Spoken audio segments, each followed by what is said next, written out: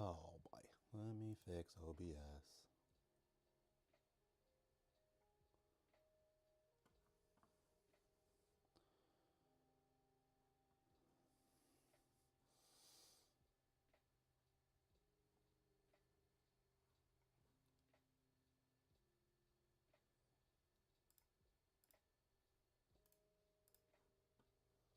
No, that's not it. It's this one.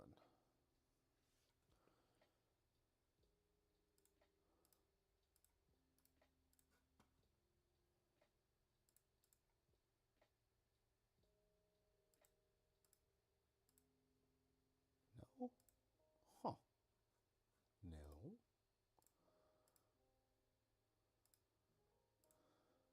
Integrated camera. Sorry. I thought the camera was working and now it's not working, so I don't know what's going on. Oh, because I gotta plug it in, dumbass. Whoops. Hold on. There we go. Yes, I would like it webcam mode.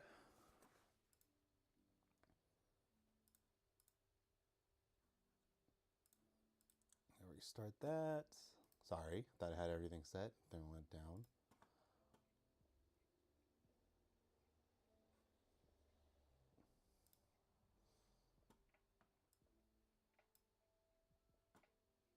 Okay, I guess that works. All right, anyways. Hello, I'm back. So, I haven't installed the new Hibean yet, and I haven't played with that in a while. I gotta load up on some roasts. I finally went through all my roasts, so now it's time to do some roasts. But I also want to send this unit out to somebody that apparently he's been waiting for his V1 since like January, so it felt kind of bad. So I figured I'd send him one of these dented ones that works just fine. They're just dented, and people usually don't like to buy them. So I'm just gonna run through this, see how it works well, and if you guys have any questions or want to know how certain things work on this roaster, let me know. But it's mostly I like just making these videos to have online, just to see how people can repair their own units, because eventually it's gonna break. So it's just good to see how well you can take it apart and put it back together. You can do it relatively quick. So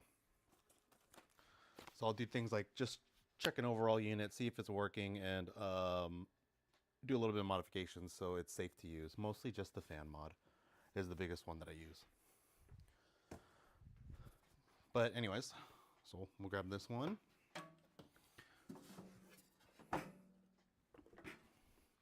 All these units, they always come with this control panel, which I use as a really nice way of figuring out if it's broken or not, because it has all like the error codes on there. Let me plug it in.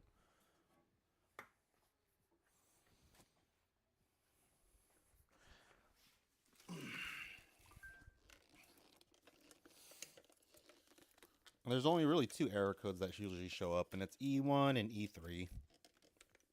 So whenever you have those, any of those codes, E1 specifically is either just, you know, the main controller board is gone, or your probe is either disconnected somehow, because I've dropped the unit before and I had it disconnect and reconnected, and then the E1 went away.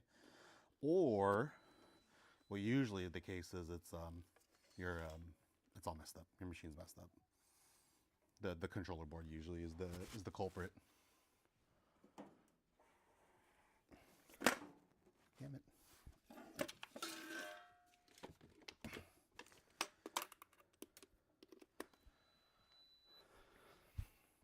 So, anyways, so as we all know, just people who's using it, this is the normal control pad. You could do whatever you need to do a manual roast on. You can use this.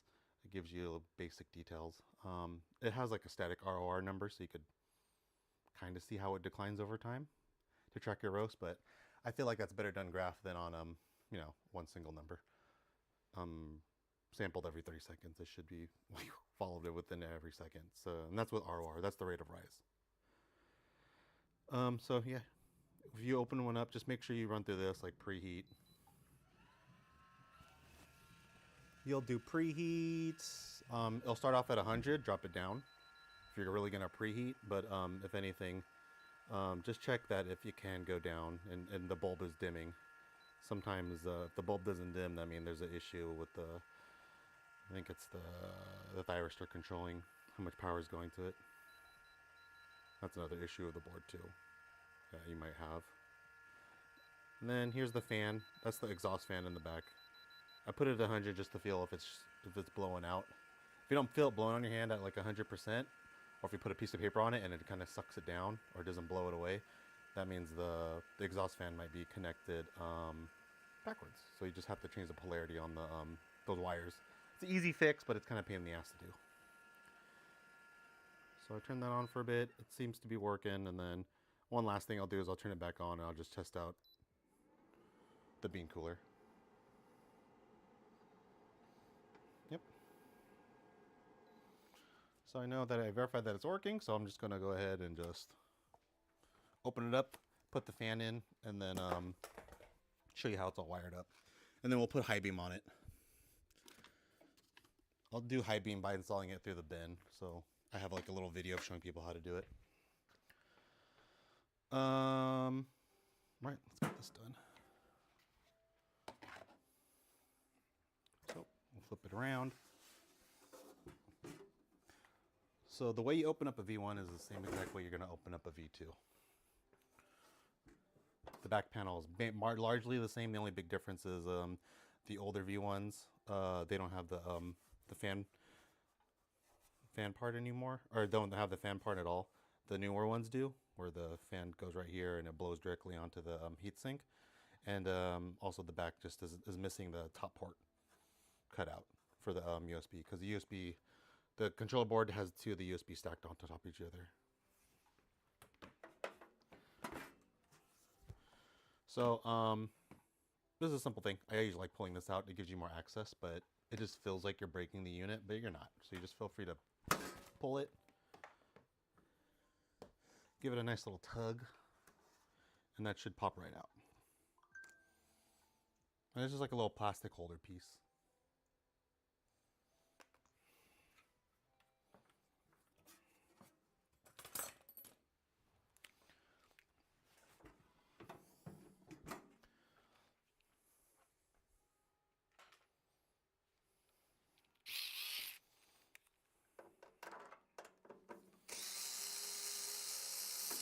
So to save time, there's only a few screws now that I completely take out, and then I'll leave a few on because you don't have to pull them all the way out.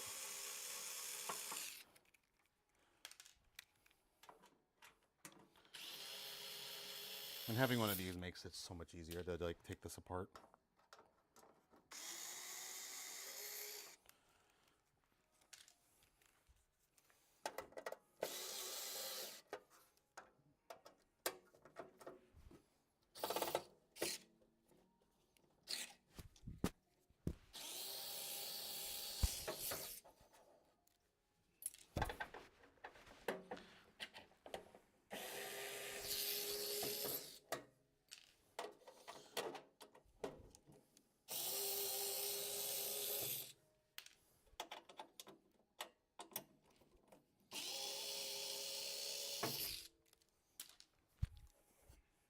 All right, so we got the rest of the screws to come out. So I'll usually just loosen these ones,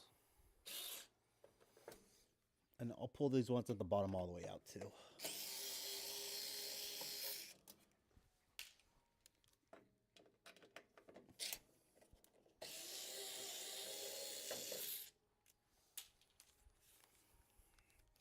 I'll loosen these ones up a little bit. And I'll take these two out of the side completely out. And this is the exhaust cover.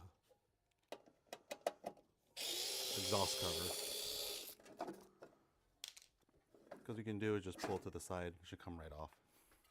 And these don't attach to the thing. This literally is just here just to hold this in place. This is loose. What is this? That one's off.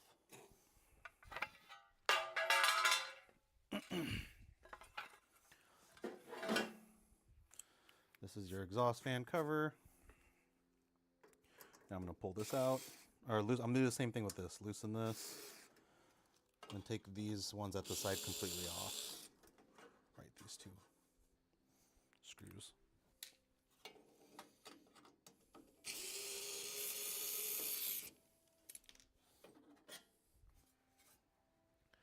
Just like that. Leave these on. The rest you have to take off are the 2 ones at the bottom.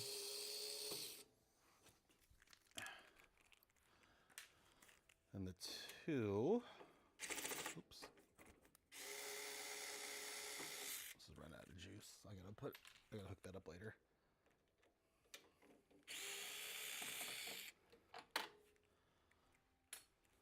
And these 2 ones, you take these 2 metal ones out from here, from this side to pull it off. You could keep these 2 in there to hold those beam cooling fans.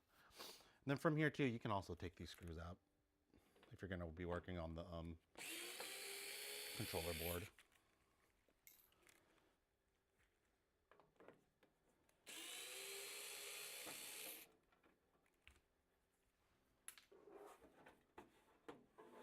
Is there one more I missed? Oh yeah, these 2 too. Forgot about these 2.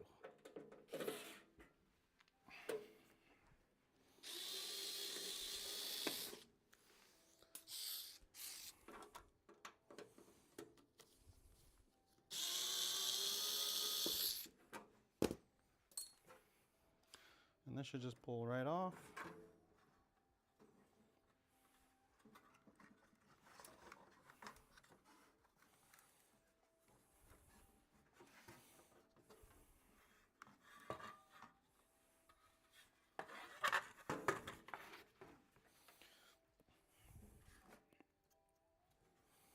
I'm gonna pull this one. So let me show you the old board. This is the very the first gen V1s where the heatsink was a lot smaller than the this one is now. So there's 2 things that kind of happened. It used to be a lot easier to install the fan directly on here because there's more space and you could thread those M3s into his little fans, his little fins or whatever they're called, little into areas between the fins. They took that away and just gave you a bigger heatsink.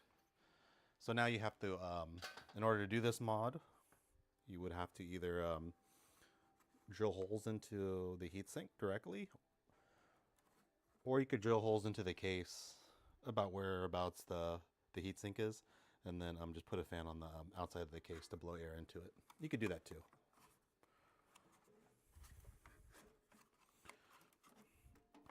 This just needs a little bit of a tug.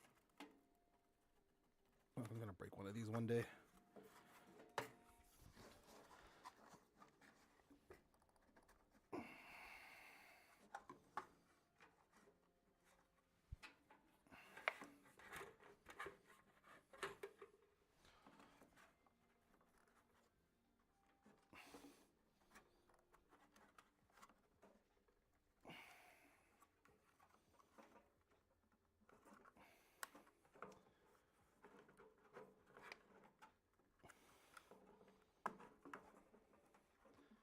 Gotta kind of wiggle it out a little bit evenly so you can pull the board out. And there's just to make my life easier, I'm just gonna pull these out. So this is the NTC probe. This first one is the NTC probe. Let's go take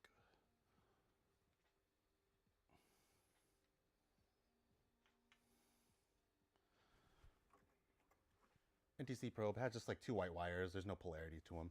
And then bean coolers are the next 2. It's always a tight fit in this freaking coffin. And then 2 of the bean coolers. This one right next to the bean coolers is the exhaust fan.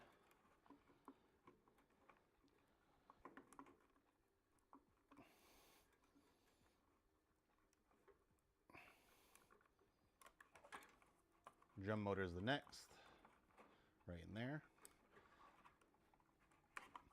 And then this guy, this is the 24-volt power supply plug-in input. And this goes from like 24 volt into here. Fix that.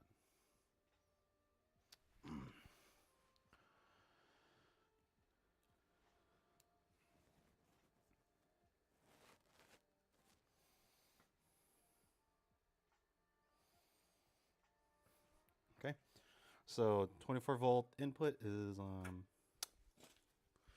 24 volt input is here. Drum is here. Exhaust is here. Bean cooler, and then bean cooler, and then the NTC probe. They have little like markings on here too. This one says NTC, but it looks like CN3 bean cooler, CN5 bean cooler, CN4 is exhaust fan, and then CN7 is the drum motor. Okay, and then the 24 volt. I think this is another 24 volt port. They might have set that up for the thinking about putting in a fan. They just didn't incorporate it. I don't know why. Always seems weird to me. All right. So the next thing we do is going to put this little fan. This is like a, I think it's like a 3030, 3010, or 3015. I can't remember. I think it's 3010. A 3010 fan. I'll find the link for it. And then I usually just kind of fit it right into here.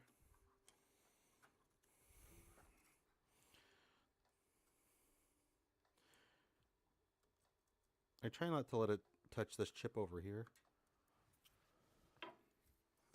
the bottom of the fan. I usually try to avoid touching it and put it as close flush to the top as I can.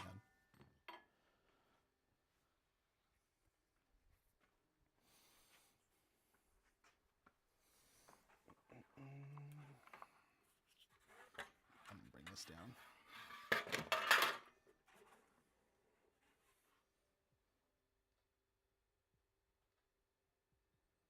Yeah, there's an always on 24 volt on here. So there's an extra one that they keep, so you can like maybe get put in one of these JST connectors and then bring it out to some Wagos and make a little bit of like a 24 volt extension. Like you can put other 24 volt items in there that you always on. And then supposedly this is always on 24 volt. I haven't checked the polarity of it, but the guy, there's a Chinese guy on the Discord, the Facebook group that has said that this is always on 24 volt. I haven't tested it yet. I probably should, but there's other things I want to do. But I think you could use that as well. It's just that a lot of the times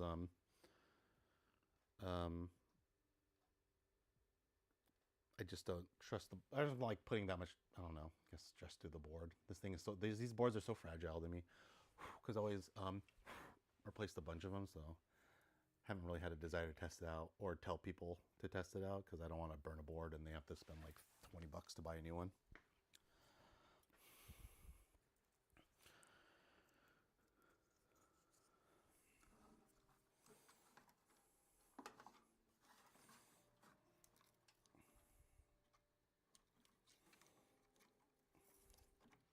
So this is probably the more complicated part, I think, of the whole process, is drilling into it. It's kind of nerve-wracking.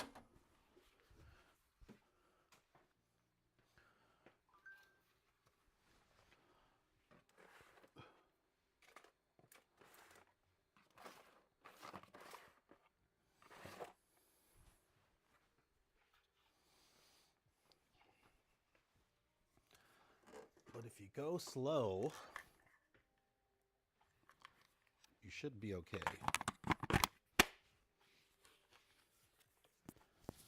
Yeah, Mike. Supposedly it's always online. I haven't really checked it. I need to find my my multimeter. It's somewhere here. I've been terribly lazy in looking for it. I find my logic analyzer, then I lose my multimeter. And if I find both of those, then I know I lost my my oscilloscope. So it's always like one of these things where I'm like, I need to start taking a little bit better care of my setup at home. I gotta stop losing things. All right. I should pull up a chair and do this seated.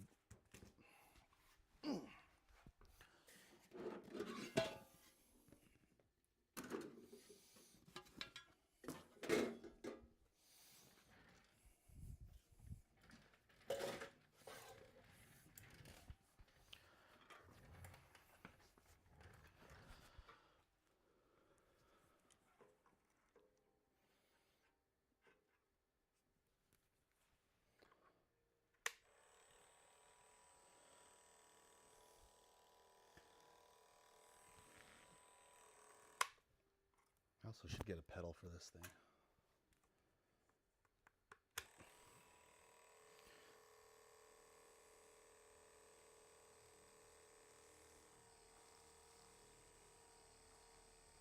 Ooh, this one's a mover. All right, I'm going to activate my safety squints.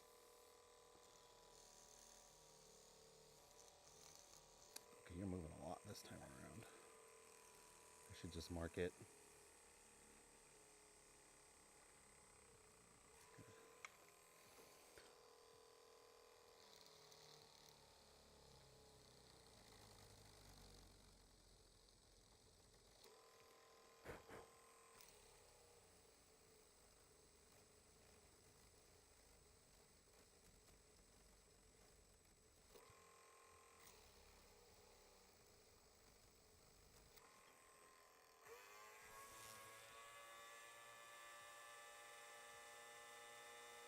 I need to get one of those. I need to get a little like micro vac and just have that suck up all this stuff because I usually have to do a whole blowout.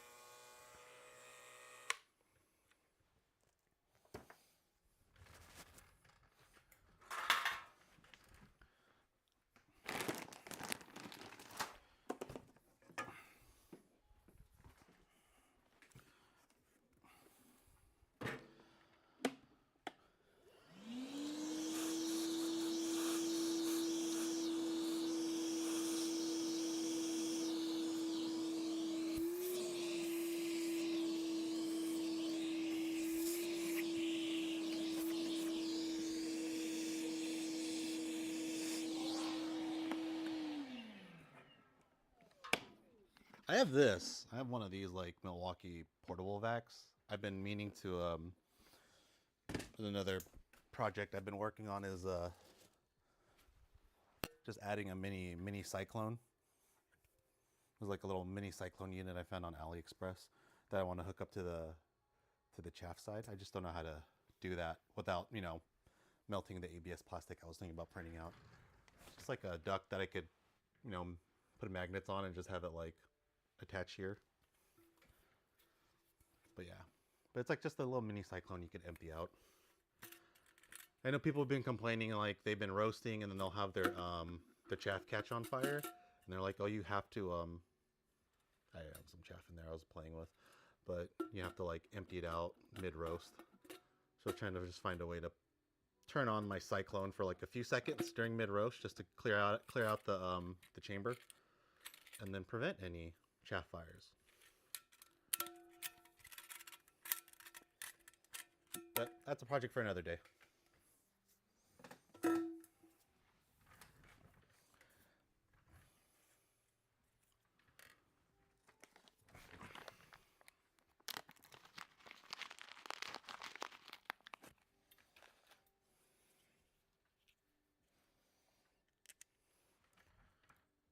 I'm at this point I'm just trying to fix my my computer that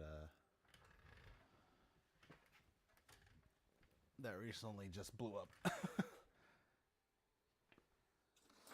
So once I do that, then I could get back on CAD and make that little finish that cyclone project.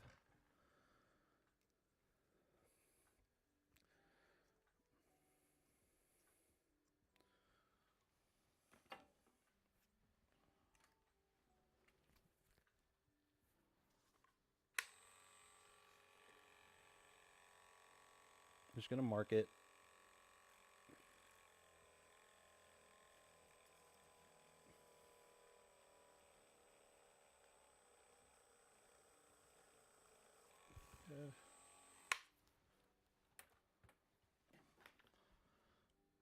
I used to tap these whole tubes, but now that they're so soft, you really could just screw these in and they'll stay on pretty well.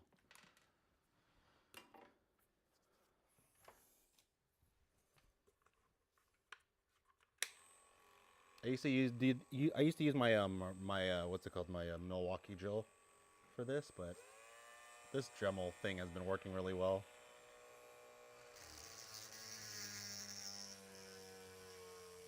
Safety squints on.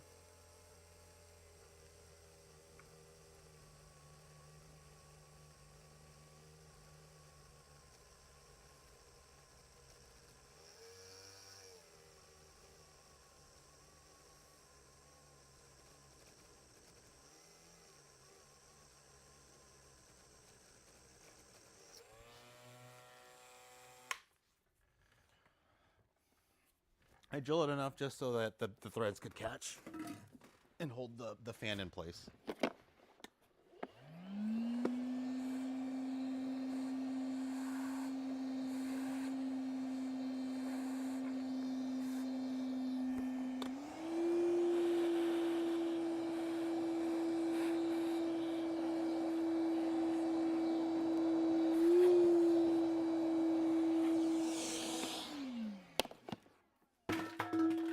The bit size is, oh, I ordered a bunch on Amazon. Let me check my Amazon account.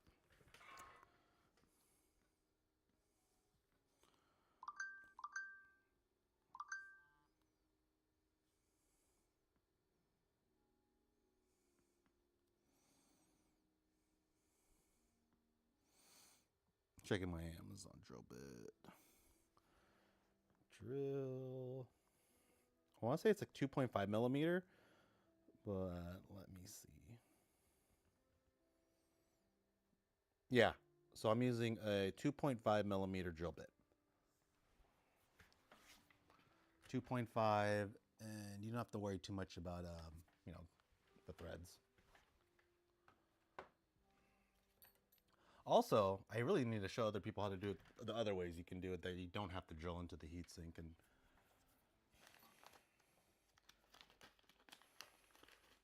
there are other ways to get this to get cooled air to the heatsink now, especially now that they added like the fan cutout, so you could just have one externally. So if you do plan on purchasing a V1 in the future, oh,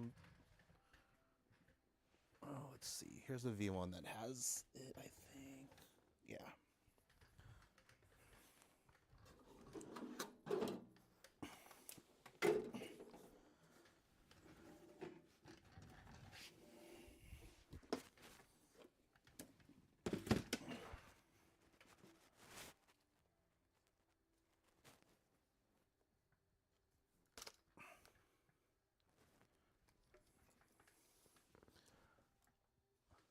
So right here, I think newer V1s are getting this like whole V2 style back panel without the double cut USB port, because the V2 controller board has double USB that's stacked on top of each other.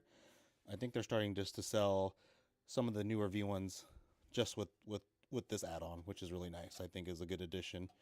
There's a lot of things they changed on the back panel, which help prevent like the liquid drip of death. This one specifically, these vents facing the proper way, instead of scooping liquid inside, is letting it just pour downwards. Because for a while, all the liquid would go down here, all the way through here, and then would find its way into the to the controller board and then short it, which is another way you'd get a E1 code.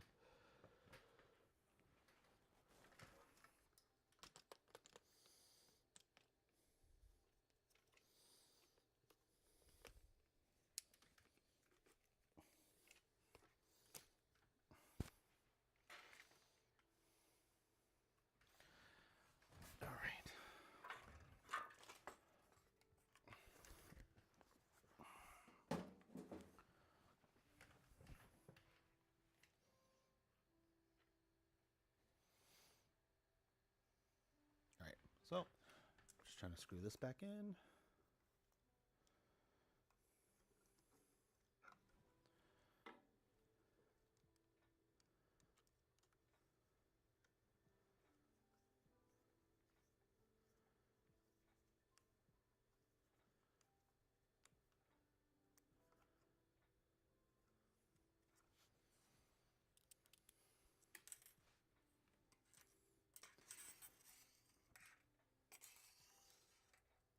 Oh man, sorry.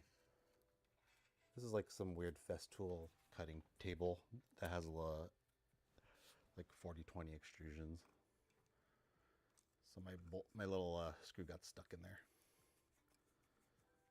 Good. That's on there. That's on there. The only thing left for this is to switch the polarity on this, because usually they're wrong. So you want to match the polarity like how it's here. So if we were to grab the power supply and have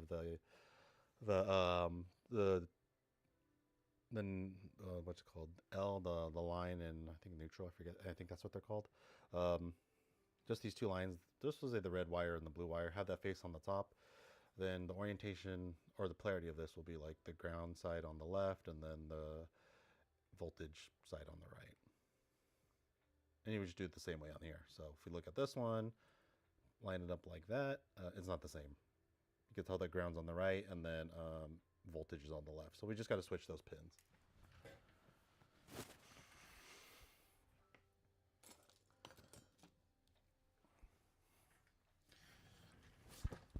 So you need something really small to do that, to switch those pins. So you might have to use something like this handy dandy, super expensive tool. It's really just it's the little thing that you use to reset your phone, or to pull out the SIM card, I think. So that's what I'm using.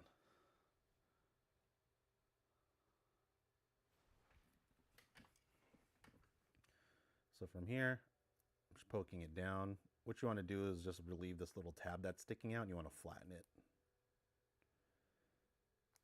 So when you flatten that tab, you just push it in, and then it should pull right out.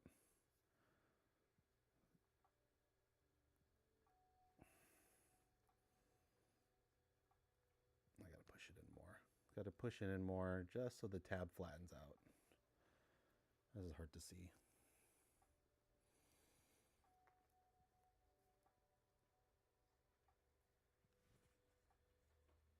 Sounds like it's raining outside. Huh.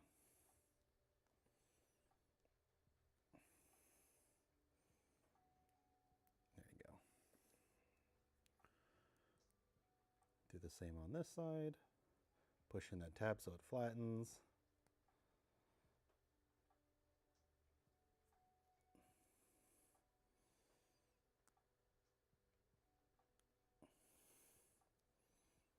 It should come right out. Then with your nail, let's see if I can get you a closer look. It's not that great.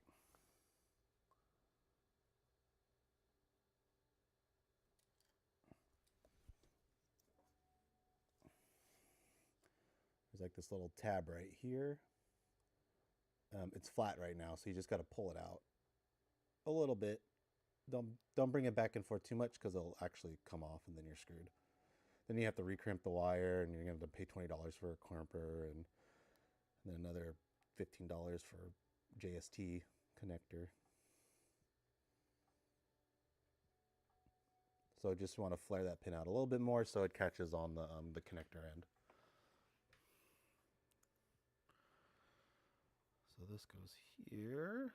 So I want ground on this side. So I'm switching it from here. I gotta flip it over so that pin gets stuck. That tapped right in there. Good. You'll hear a little bit of a click. And then here, putting it right in there, and then you should hear a little bit of a click. There you go. And then just shove it in there. All right. So next thing we'll do is we'll just put the board back, I'll put the safety tape on. I know. I did that where oh man, I've done that so many times, and I have to reopen the thing because I didn't check it. I think I'll be good, and I'm gonna check the fan this time, okay? So let's put this power supply back in.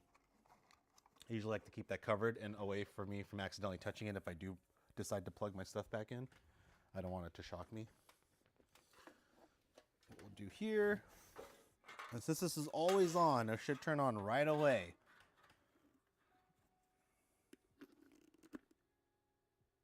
Good, plugged it in, it's spinning. And I'll unplug it. Yep, works just fine. It doesn't need a lot of air. It really doesn't. This little fan has enough air to keep it cool, or it doesn't reach those 90. I forget how high it went. I have a video of me showing just exactly how hot it gets, and you could easily tell why thermal runaway was happening. All right, let's put these back. So put the 24 volt back here. That's a 24 volt input, so that's power supply. Make sure that's unplugged. And then word from the you could usually hear it. I like the one on the outside now, so it's easier to plug in for people. Although I think it looks a lot cleaner doing it when you plug it right directly to the heatsink and you know it's getting cooled off. Let me put this in here. I'm gonna tuck these wires in here.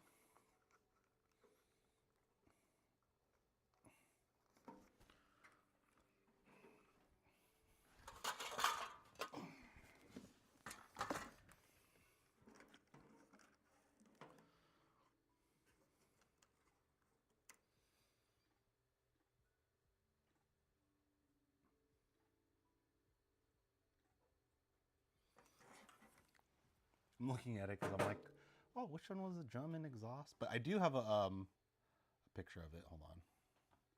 So if you're like me and you have a brain of a squirrel, I did put the where is it? General hardware. I did put the main board basic layout on the Skywiki. So let me put that on screen.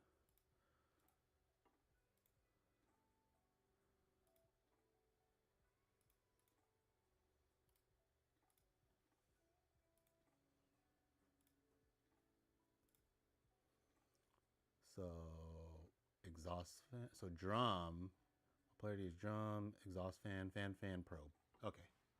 So I just got to remember, I should remember this by now, but the drum is the closest to the power supply. Okay.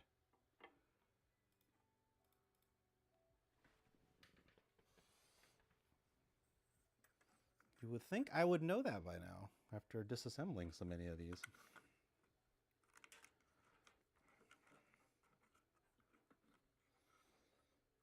So NTC probe, bean cooler.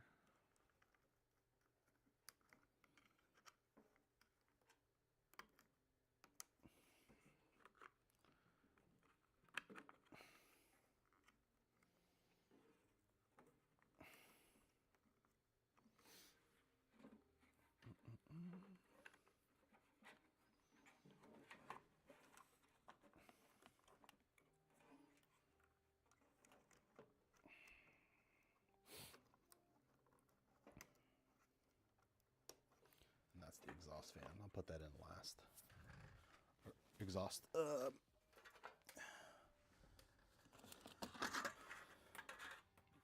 So usually it's a good idea for this. You just tuck this panel into the side of the roaster. I usually do this to hold it. And then I'll plug the exhaust back in.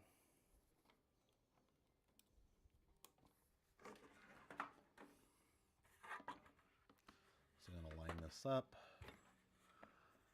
Good. Okay. Then there's one more thing I always like to do for the roasters I'm going to send out. Since there's a lot of liquid, sometimes it just drips downwards and it falls right into here and then gets to the board and causes an E1. So what I've started to do is take this, bring it down here. I'll move the camera a little closer.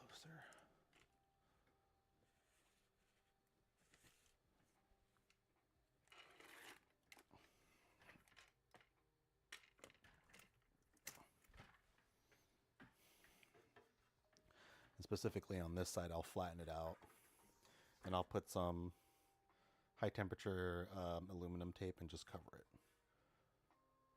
I think I'm just trying to avoid it, avoid this side getting all that liquid to come down onto the board.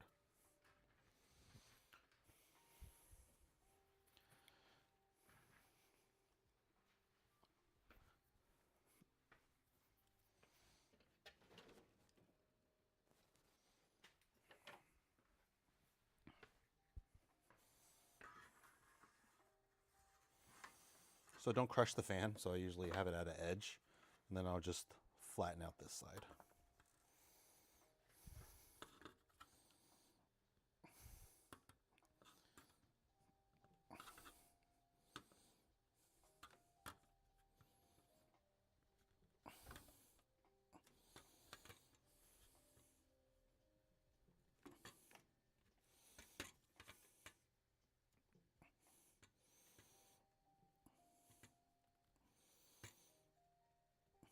Just find something heavy and metal and just push those vents in so they kind of close off on each other.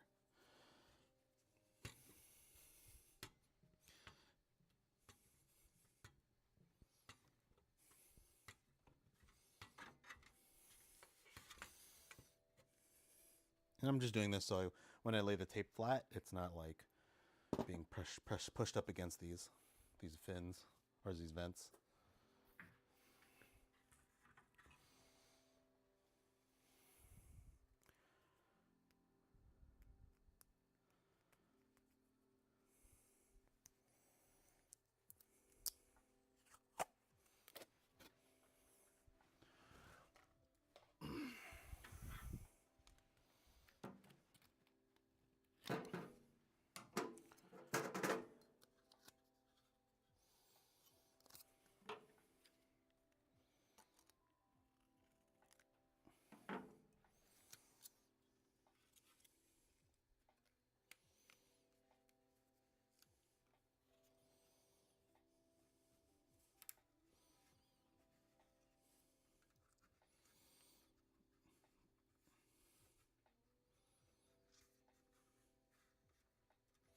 Good. So I got some 3M aluminum tape, but just kind of flatten that side out. Put the tape on.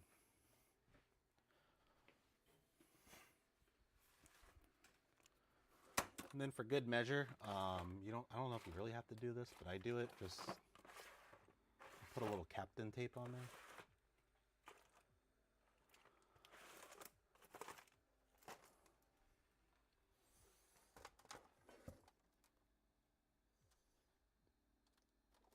If I could find it.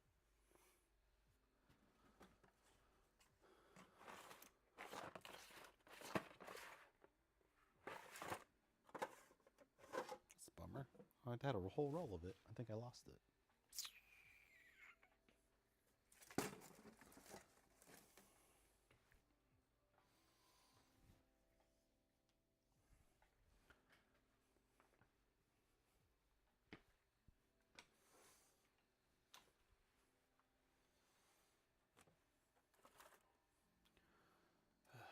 Organize. I need to organize.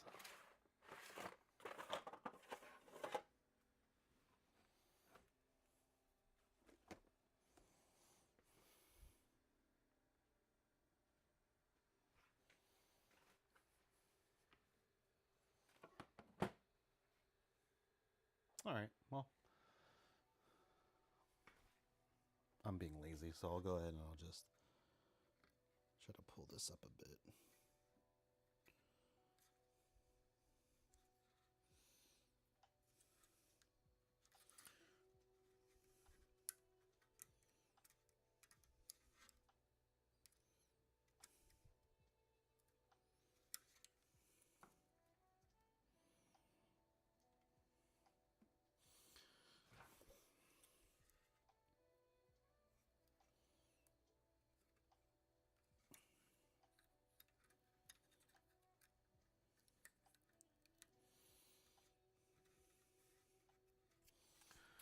And I'll just stop the tape at the edge before it gets into this.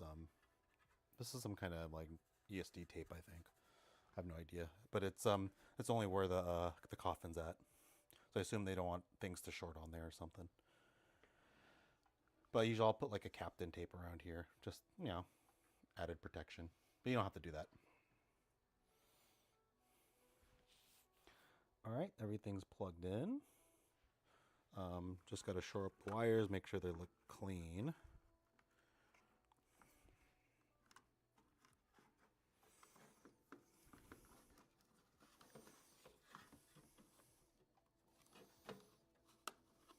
Line up the board to the little bottom parts. There's like a little area where the board kind of slides in.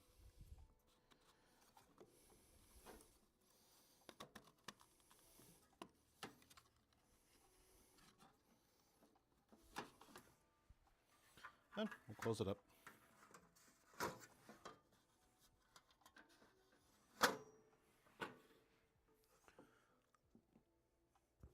And don't forget, like I did, and make sure to screw the board in where it's lined up nicely where the USB ports are at. Hold on, let me find this screw.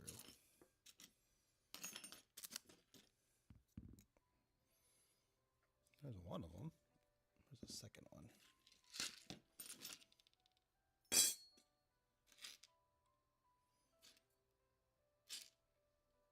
There it is. Okay. So these are the two smaller screws that are used to hold the board in. You could tell that they're different because they're not like the M4s that are usually seen. So the big one is the M4, the smaller one is like these little threaded ones. And this one just threads itself onto the coffin, right?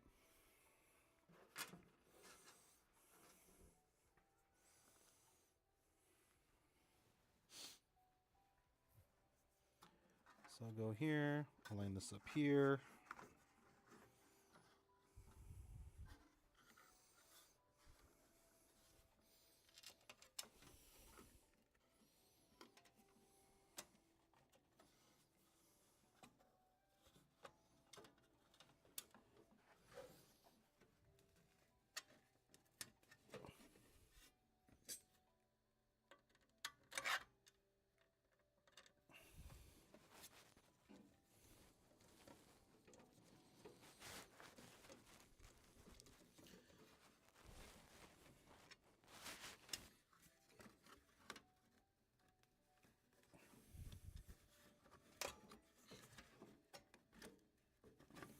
I'm making myself harder on this. I could just easily just screw it in, but I don't want to like get in the way.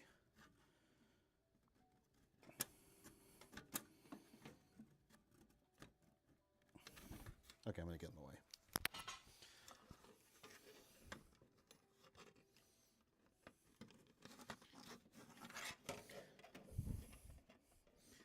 Line it up there.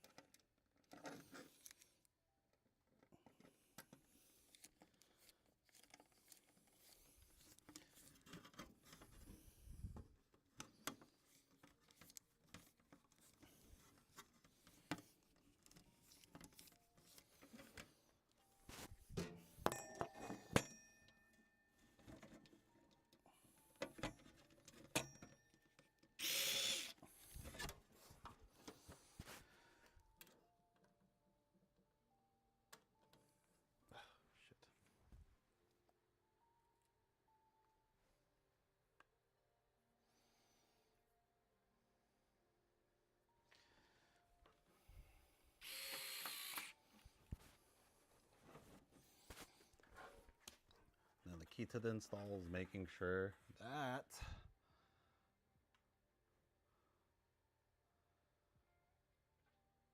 these line up, okay?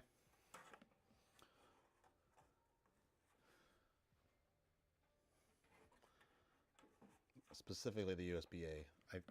USB-A port is the most important. I don't know, USB-C is just a regulated 24-volt thing that controls the exhaust or the filter fan.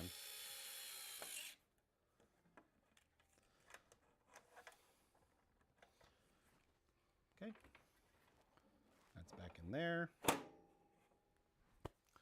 All right, let's put this back together.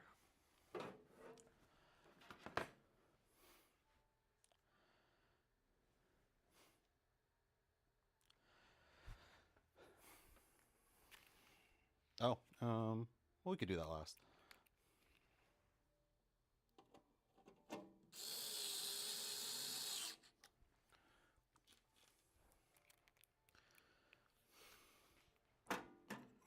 Now here's my pro tip. When I put my panels back on, I only leave 4 on. Like I mainly just have these 4 screwed on, and the rest I kind of just, oh, and these two right here. I'll usually screw those back on. These two on here, 2 on here, and then maybe 2 on there, and then whatever else to hold the covers on, I'll put on. But other than that, I try to keep it to a minimum because you don't really need to have all those screws in at the same time.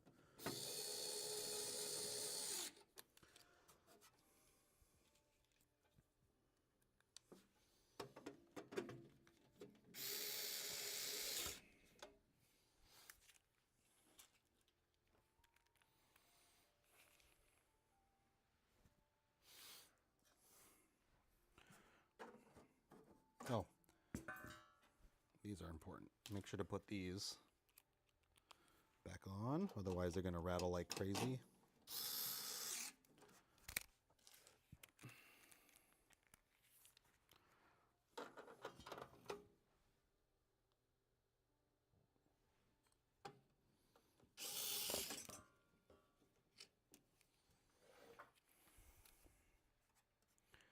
Good.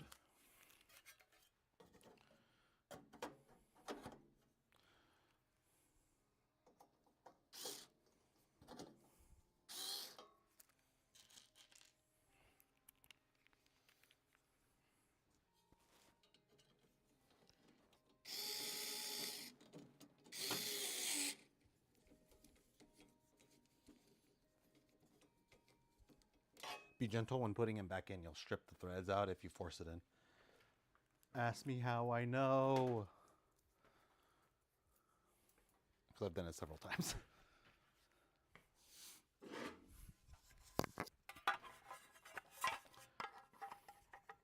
Although you can, if you do strip them out, you can always add like an M4 nut in the back. I had one of the units for myself. I glued on. I stripped one of these holes out.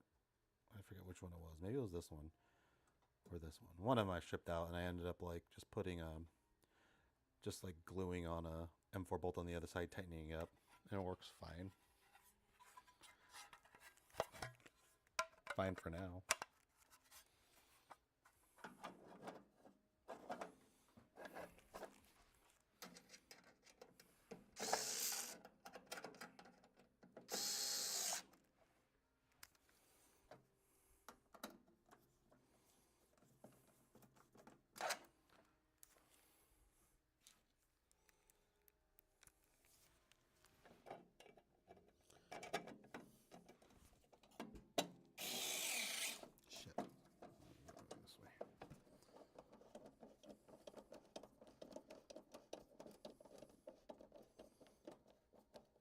Nice and gentle.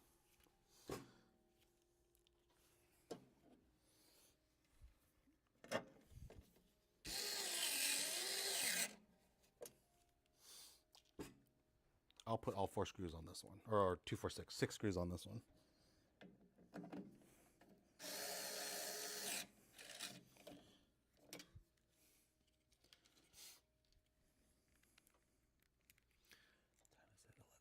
Okay, good. All right. So after this, we're going to start putting in, we'll start the Hibean install. So there you go. That is, oh, got to put this back in, okay? So this, what this does is just holds the wire in place so it doesn't like scrape against this metal part and cut the wire. So just clamp this back on. And you can always follow the indents to see how it was put on before.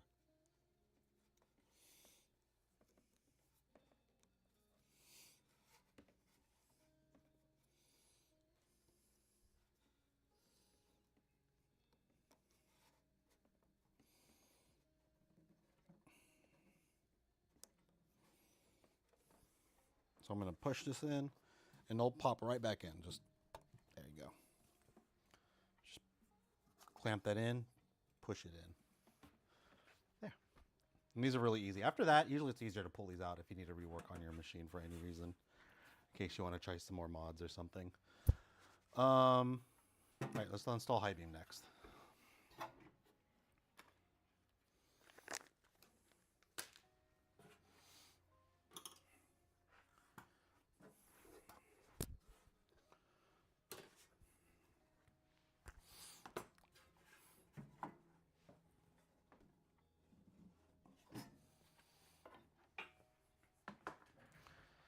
All right.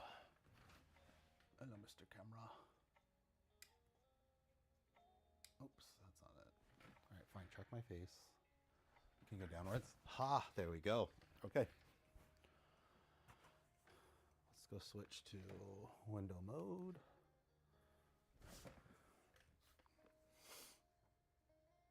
All right.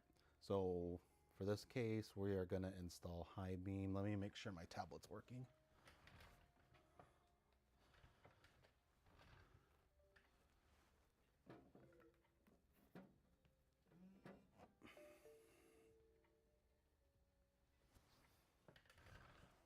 Put that on real quick.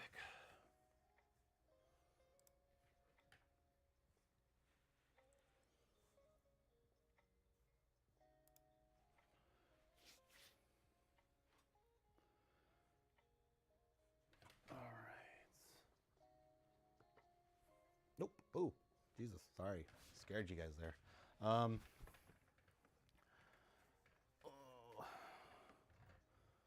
So let's get on the capture screen.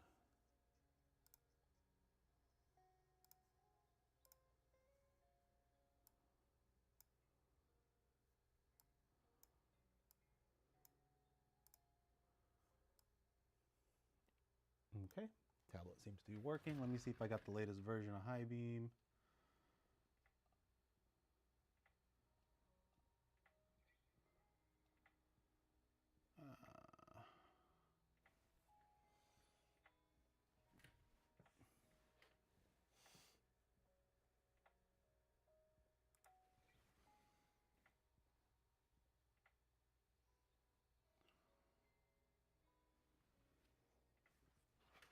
All right, where'd it go?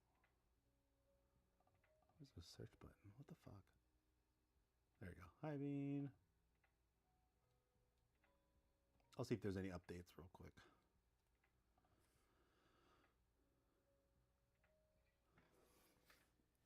All right. Let me turn that screen back on. Okay, so it looks like Hibean is installed and everything looks good. So let's go ahead and open. All right, so this is all set up for the Skywalker V2. I'm going to set this up for now, but for the V1. But let me close this screen off first. Then we're going to go back to Windows.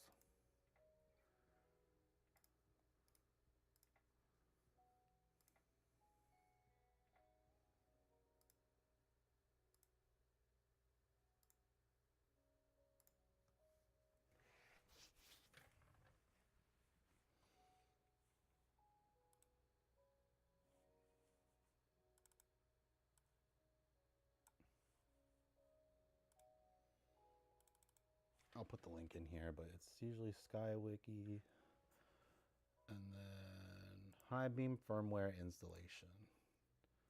Here's the page for it. I'll link it in here. And I'll link it in here and to the chat as well.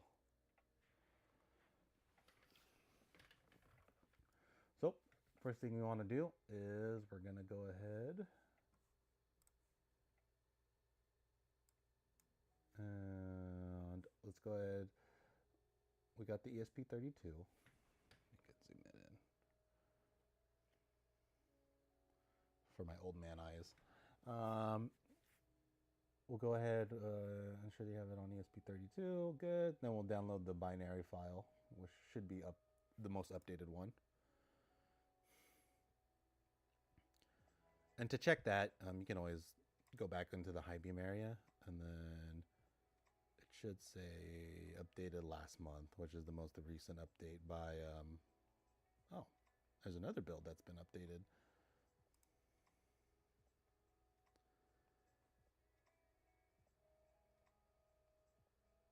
Okay.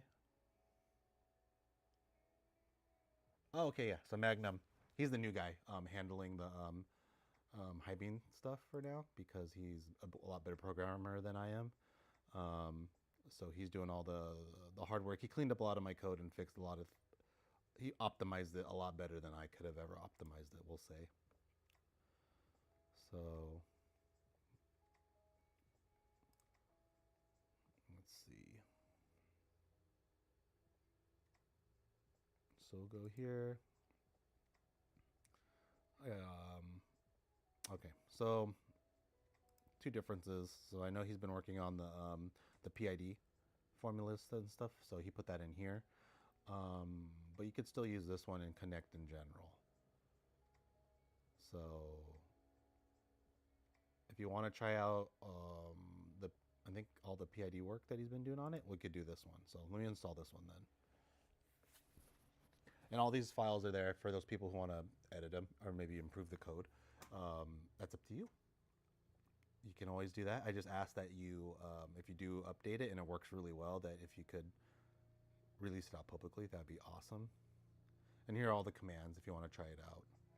There's a developer mode within Hibeam that you could use to chat these or type these in if you want to do it manually, but we have it set up to where it should work with all the Hibeam controls, I think.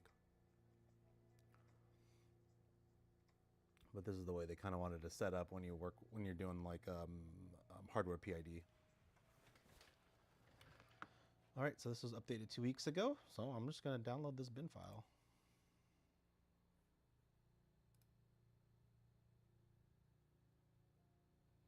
Good.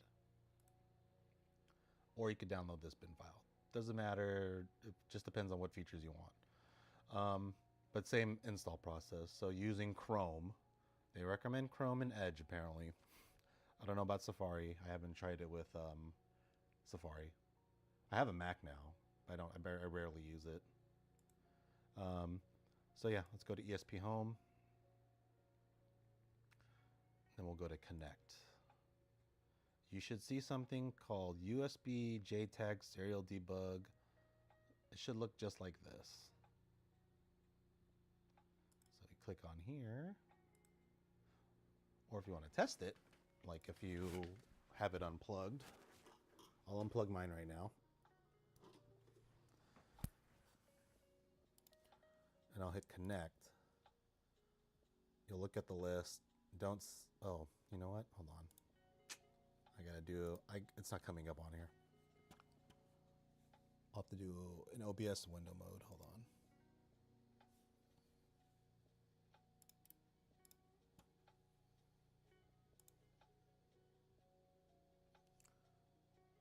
Turn that off. Display capture. There we go.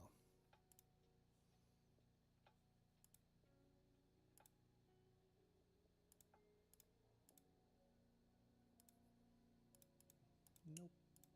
There we go. All right. Sorry about that. Here you go. So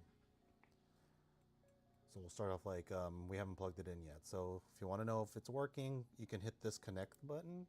And then it'll give you a list of everything it says here.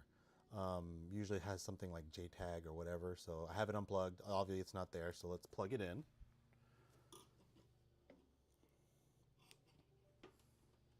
So I plugged it in. Hit connect. And you'll either see USB JTAG serial debug unit. If you have plugged it in and for some reason this still doesn't show up, then what you have to do is hit the boot button. There's two buttons on this little unit.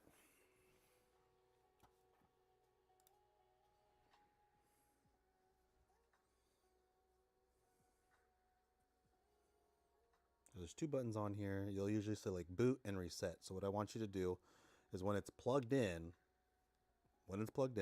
hold boot hit reset, let go.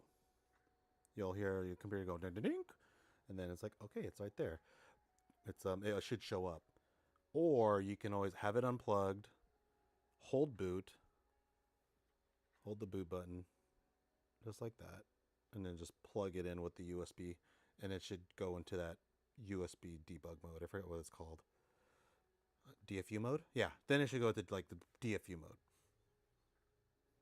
Okay. So people get hung up on there a lot. So let me get this stupid autofocus to work. So I need to get a Sony camera.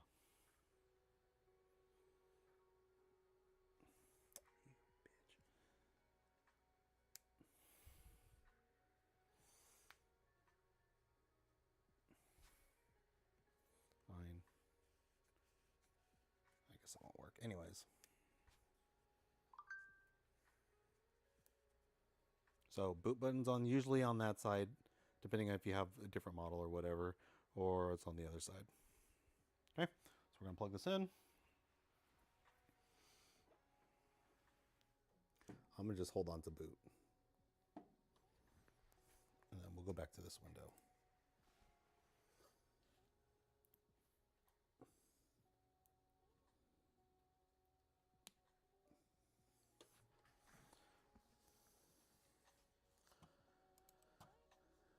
Connect, USB, JTAG, serial unit debug. So I'll click on this, I'll hit connect, and we'll keep following the instructions. So we download this, and we clicked on the download button, save to computer, using ESP Home Web. Data cables are really important. Some data cables look fancy and they're USB-C, but they only have 2 cords in there, which is just power and ground. So you got to find one with all the data cables in it too. A lot of people get tripped up on that. They're like, oh, it's not working. Hibean's not working. And it's like, oh, yeah, I think you're just using a USB cord with literally just two wires in it. So that happens too. All right, so follow the instructions on ESP Home webpage, click connect. We did that. This one right here, JTAG. All right, now we install by the binary. So wherever you downloaded your binary to. So we'll do.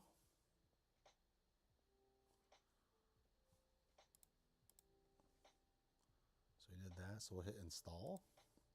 Then you're going to choose your file. And then, you know, if it's in your download folder, it should be right in there. So you can double click on there and choose install. And then wait.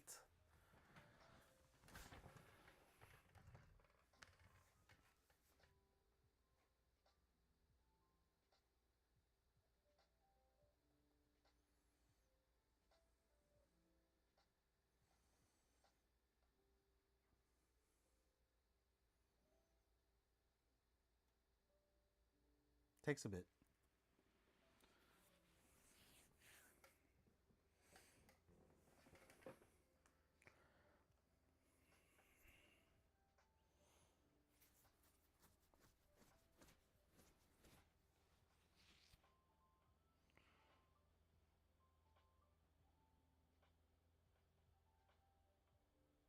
And wait, and wait. And wait, and wait, and wait.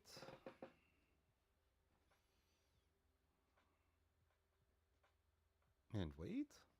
It's taking a bit, but it's okay.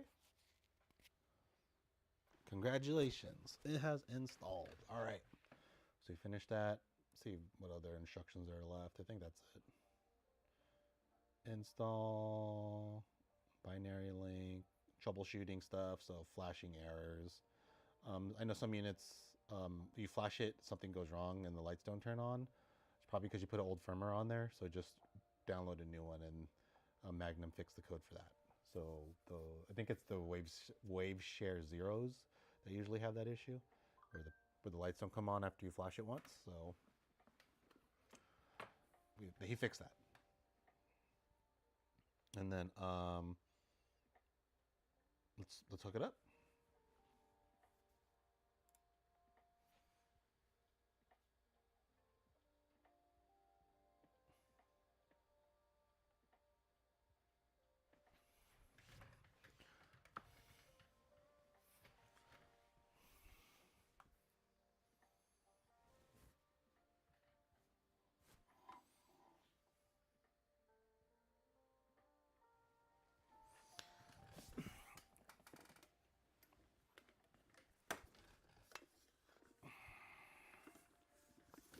I'm just going to move this power plug closer because I don't have enough plugs in my house. I'm using a big old extension. I'm going to plug this in.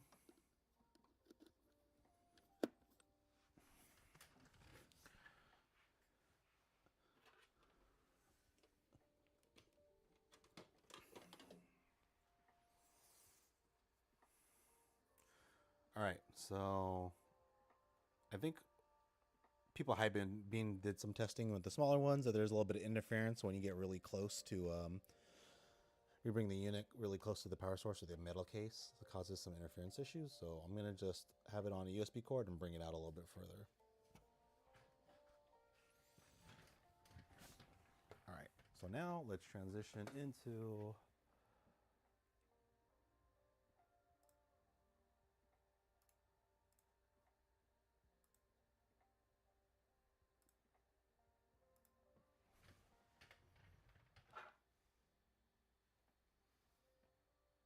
the tablet. So let me put the tablet back on.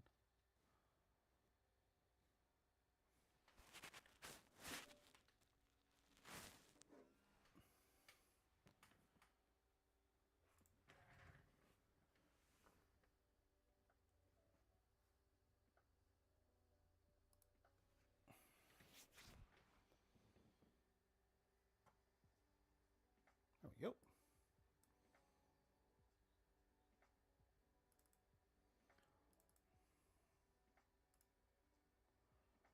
All right, so now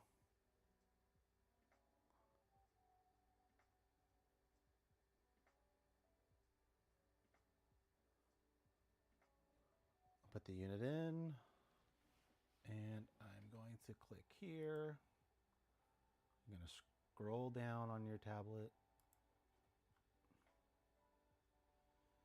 and we're going to go ahead and look for pick Skywalker.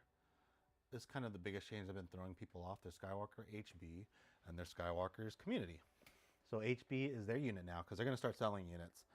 And that's okay. They're going to start selling units.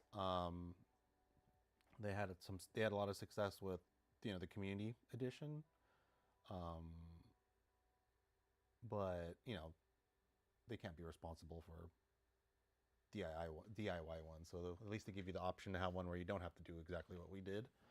And their code, I think, is a little bit more improved. They're using expressives, whatever code. I'm not sure. I'm not very technical savvy about it, but because I know we're just using Arduino IDE and then just slapping in C or whatever. So, but for us, we choose comms, and for when you buy their unit when it comes out, I think it's going to be like $50 or less, but it comes with a copy of comes with a copy of Hibean. Hibean is not going to be free forever. They obviously need to make money, so that's fine.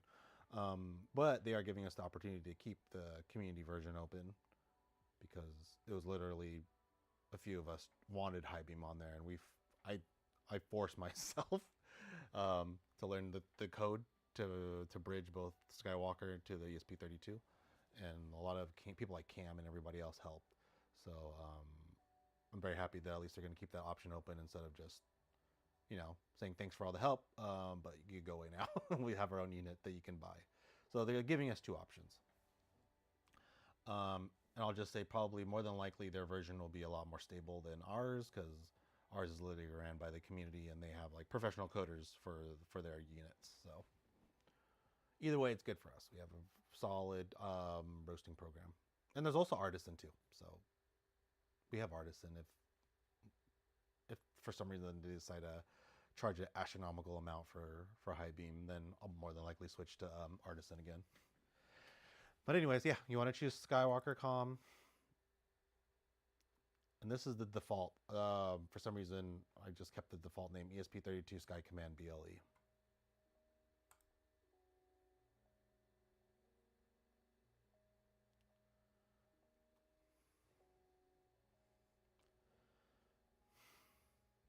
Bearing success, hit complete.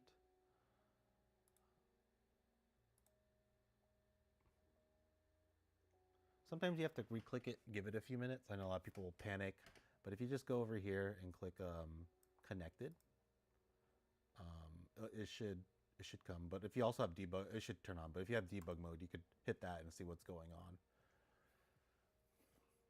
And I'll kind of explain what we're looking at here. So this is the TC4 protocol. It just sends like these numbers in this exact pattern, and they all correlate to either bean temperature, setting, like the first one's usually setting a channel. I forget what the purpose of those. The first number, second and third number are usually bean temperature, and then the other numbers correlate with, like, I want to say heat and exhaust. It all depends, but you can customize it to what you want to and how it is to read. But there is a protocol out there that has that, like the channel first and then the bean temperature and ET temperature. I think it's ET temperature first and then bean temperature as the second digit or the second set of numbers. So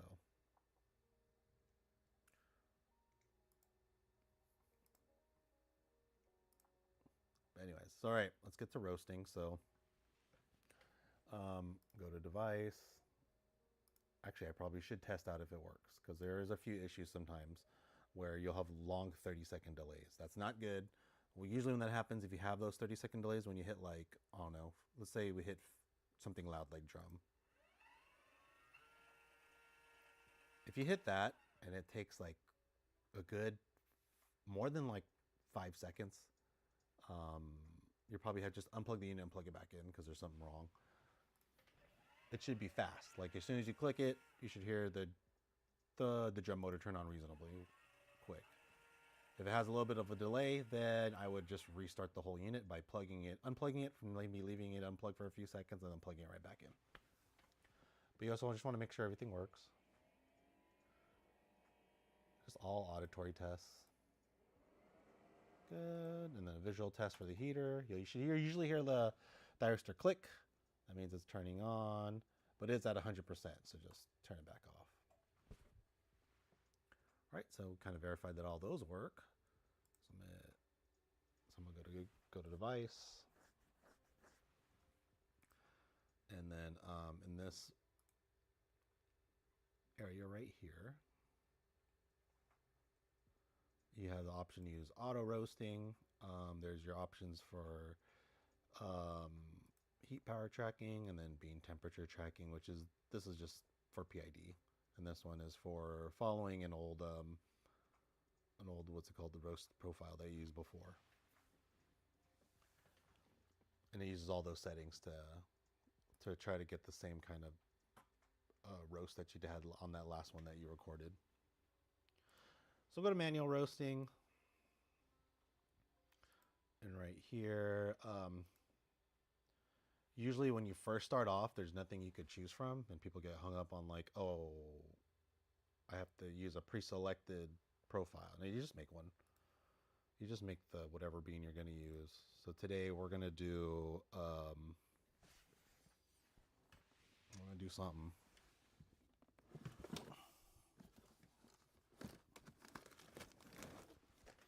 So today we're going to do a Peru. I always do Peru. I've been doing Peru for so long. I want to try another country. I'm going to try another country that's not Kenya. Ethiopia. I haven't had an Ethiopia in a while, so this is about 460 grams of an Ethiopia we're going to do from Sweet Maria. Okay, so we'll put the name in. Let me make this a little bit smaller.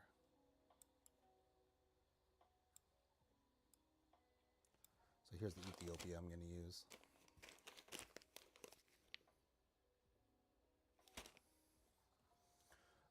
So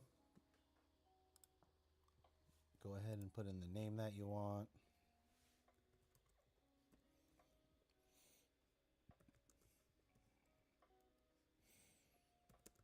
I'm putting the name of it, but you could put whatever green bean name.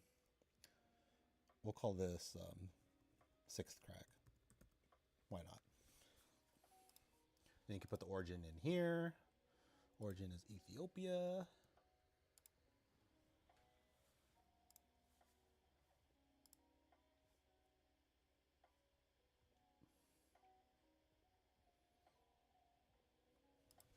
that a variety? Is that what it means by variety?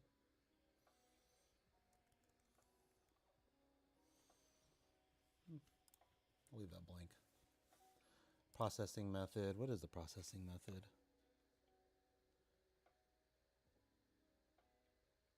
I don't know. Anyways. I think if I use a QR code, I could find out all this information to put in. So, add that then. So the origin of this, variety, 6 crack, and that's all you need to add. And you can hit add.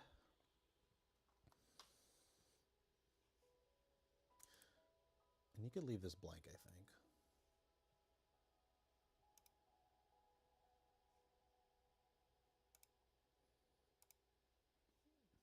If you don't want to use a reference curve, you can always do a default profile and just click blank. Because I'll usually put the curve in the background and it kind of gets in the way. All right, so we'll go start a roast. Let's double check if the PID is working. So for auto heating, we'll just set a temperature that we want it to. And then I'll usually turn it on.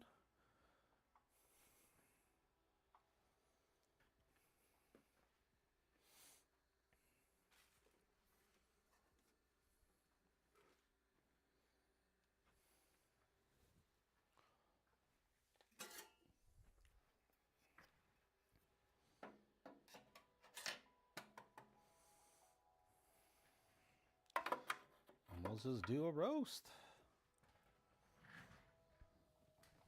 Let me get the screen a little bigger.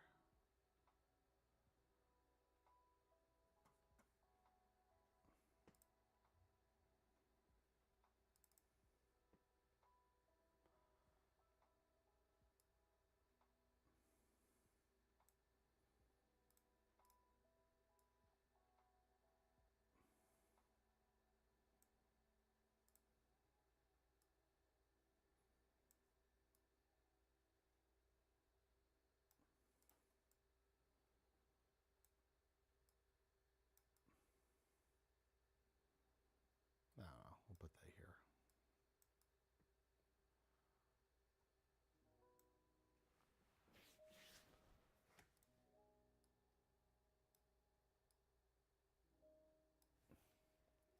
So right now it's on preheat. Oh, what I forgot to do, is really important. Make sure to have that fan on.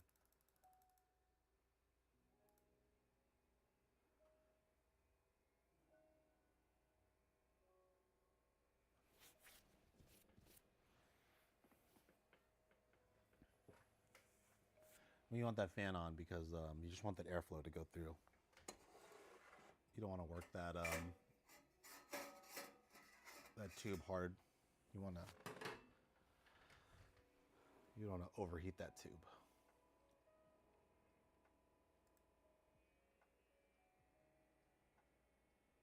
You know what we're gonna try?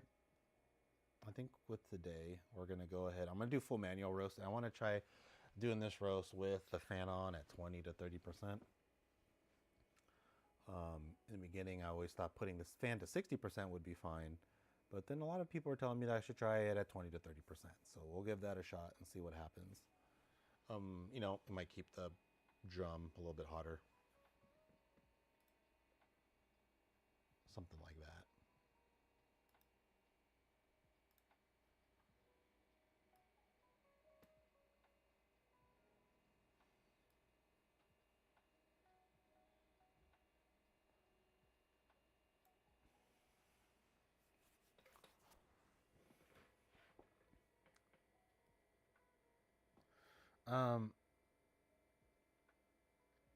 So with here, I'm gonna try to bring this to, let me see what the flavor is. So flavor profile, or flavor whatever, notes of jasmine, cane sugar, honey, lemon. Okay, so anytime I get these beans that are like heavily, they're emphasizing a lot of like the sweet floral stuff, I'm probably gonna shoot for a light roast.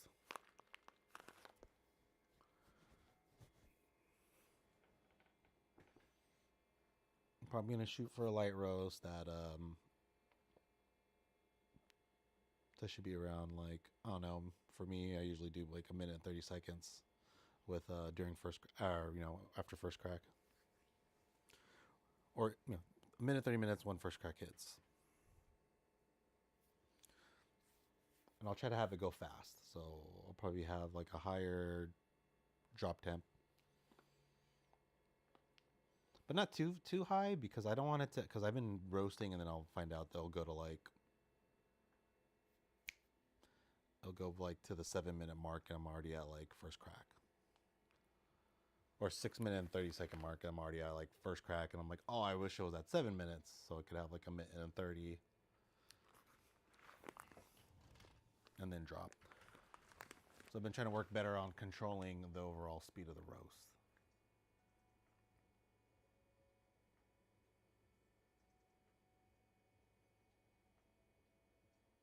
Drum. You're right. I should put the drum on.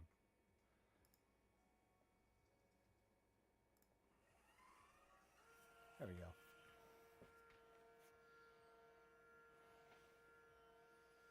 And you can watch the temperature when you hit the drum. You'll see it change a little bit more faster.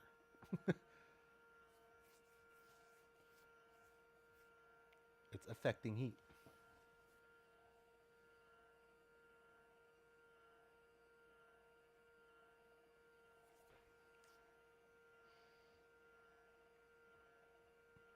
So the units I have here that I get them from, this one's from Precision.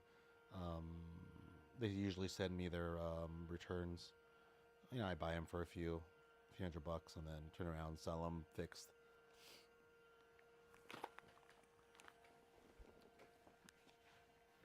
It just helps me pay for some of the stuff for, buying extra beans for roasting, or also helps pay for some of the Discord server costs. And then a little bit for the website. It pays a little bit, helps kind of pay for the website. So I know it's really cheap that I have where it's set up, but still, it's nice to, have a little extra money and not totally be negative from our hobby.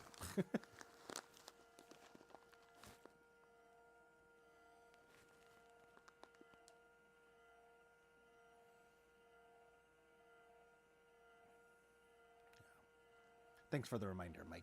I always forget the drum. I was going to probably drop him in there with the drum off. All right, so it's at 195. I want to check how well the PID works for Hibean now.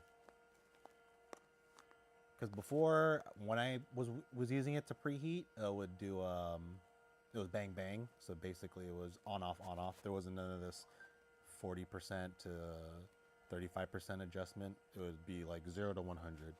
And that's like, I think that's called bang bang hysteresis. It's a form of like heater control, but it's not PID.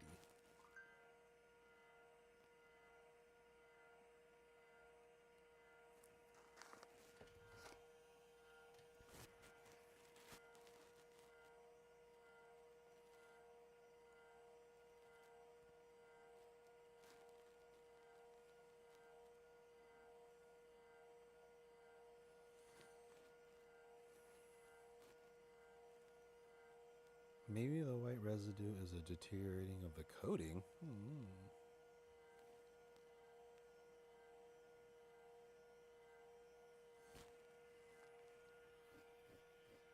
Sorry, I'm reading a message on YouTube, and someone was...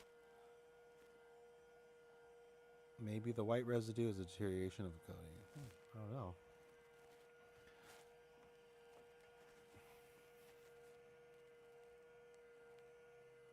I was actually doing a pretty good job keeping it at 200. I'll have to play with some PID stuff later. It definitely fluctuates a lot less than mine when I had the PID code. Oh, so for warm up, I just follow when it comes to roasting. I just follow the guidelines that Rubase uses. So I contacted Rubase one day.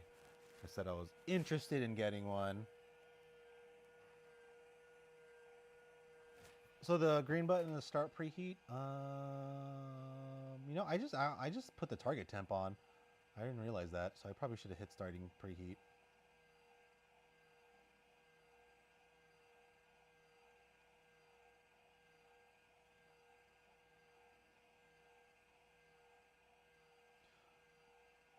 I think anytime you want to like preheat it, I think you could just hit auto target temp, and I'll adjust it to 200 degrees, whatever stage you're at. Okay, so maybe when you do the preheat button, it turns target temp on, and then it gets the graphs going.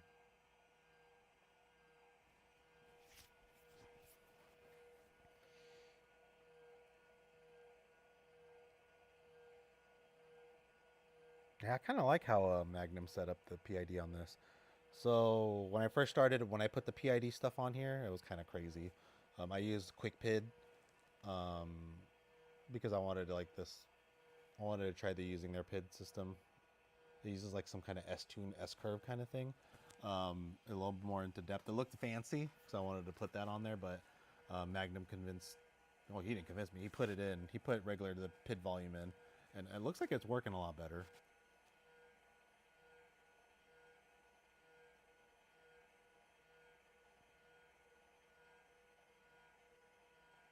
Like maybe 1 to 2 degrees off. I mean, that's not a huge deal.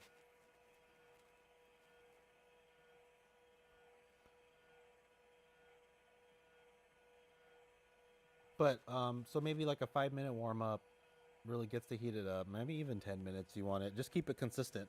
If you want to do like batch roasting, like if you want to do certain batch, like if you want to do like back-to-back roast, I would probably just. I think maybe at that time I would just heat it up for 15 plus minutes, because the drum's already going to be hot from your first roast, and you go on to your second roast. So you want to keep it maybe kind of close to the same temperature of what it was in the drum. I don't know. But I will turn off auto temp regulation once I get to it.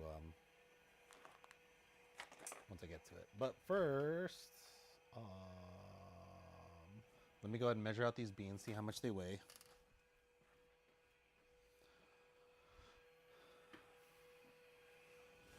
I can feel comfortable now just leaving it alone.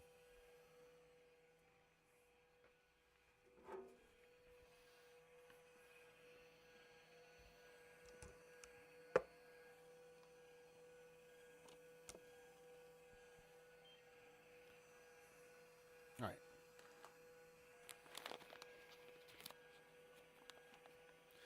I kind of want to convince Will to be to like incorporate like printer settings. So this is probably a feature way off later, but I have this like a little label printer. I want the app to connect to, so it could like print out little labels for off a Rollo or something, a Rollo label printer. If anyone's ever seen those. I have a really bad habit of not labeling my beans, and I'm like, I swear to God, I'll remember it later. And then I'll be like, it'll be 2 weeks later. I'm like, I have no idea what I'm drinking, and it's really good.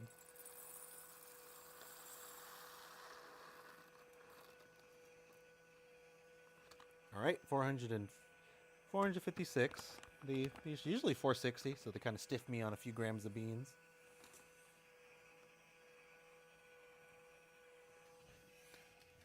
All right. I mean, I think that's a good enough warm up.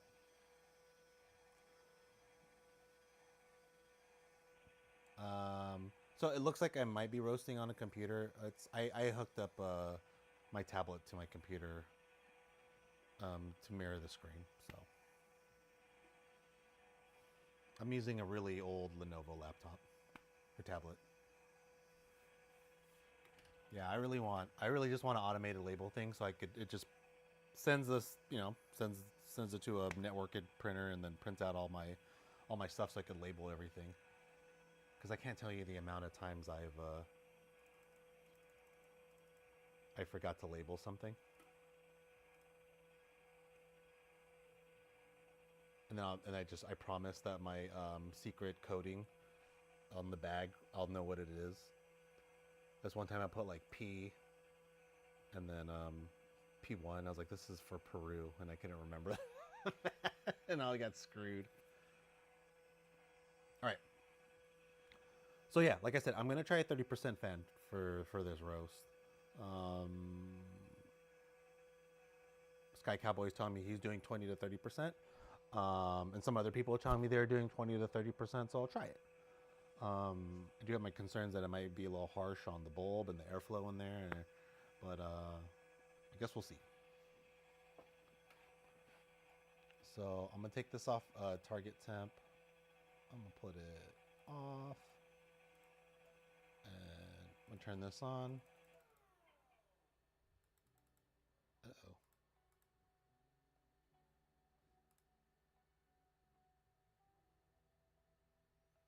Something happened. That's not good. Maybe that was a bug. Oh, I lost connection. I think I did a bug. All right, so let's remember that because I gotta probably turn that in.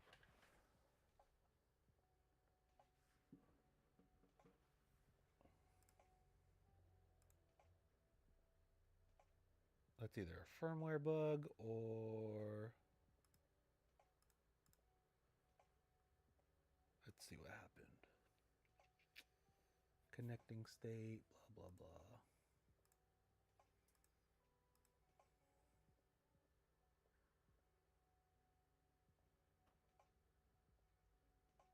Yeah, I was messing with the, I think there's something with the PID needs to be worked on. That was the only thing I messed with. Enter this. Put this back on.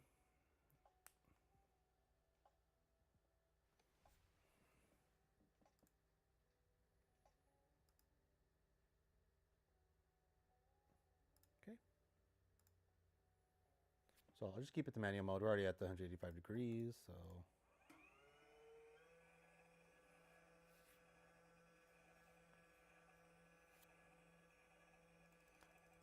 I'm gonna bring this puppy up to, let's do 80. We'll do 80. We'll do 80. We'll set that up for 4 minutes, see how long the beans do with that.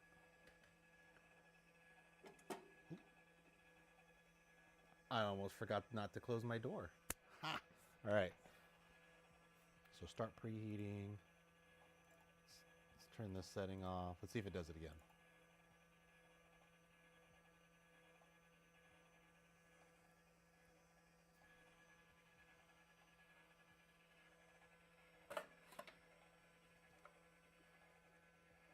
Okay, looks good. I'll have to look through the video later and see what happened.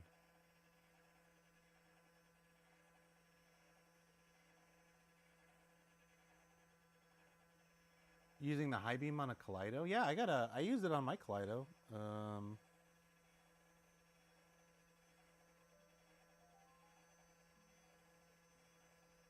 Wait, did I use it on my Kaleido? I think I used Artisan on my Kaleido. I have a Kaleido M2.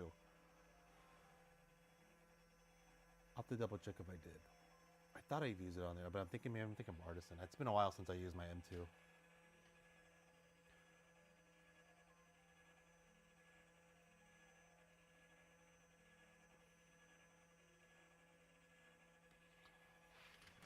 All right, let's go charge this puppy.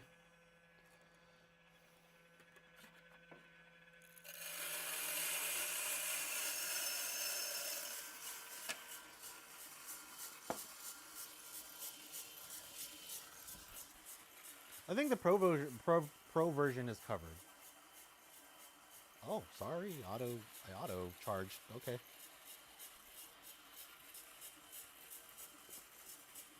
I think he'll be covered. I want to say Will, the guy who I usually talk with. I think is the co-founder of Hibean.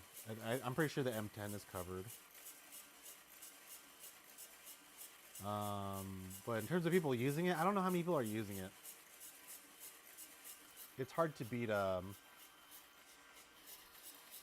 It's hard to beat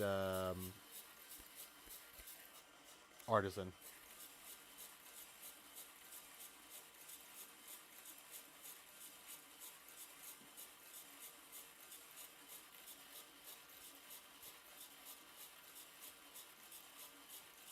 I think, yeah, I really think the Hibean map in terms of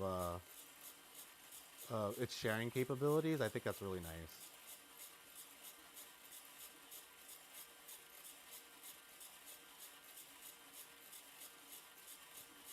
I think one thing that's been like an issue with, like, I guess roasting in general, people are usually shy about sharing their profiles.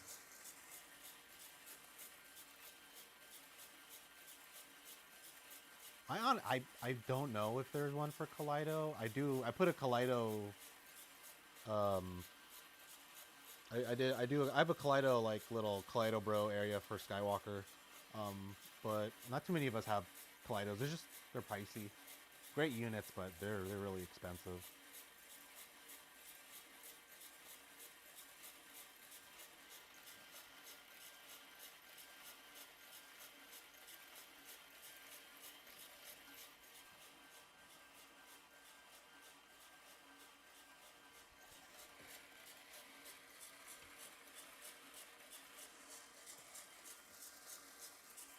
Oh, you are? You're moving from a home to a small business? That's good. Yeah, I think M10 is pretty solid. I know a lot of people move up to the Bullet, and I know that's super solid.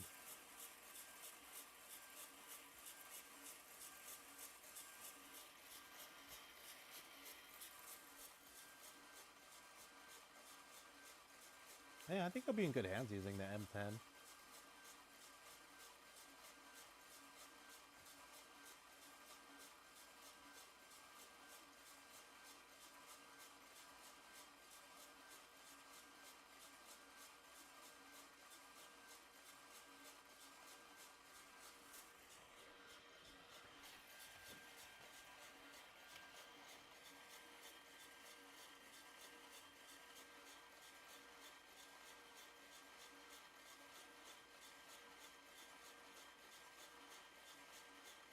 It really is. Um, Especially the Pro. It's like, my goodness. That it's like 5,000 or something crazy like that. It's a lot of money.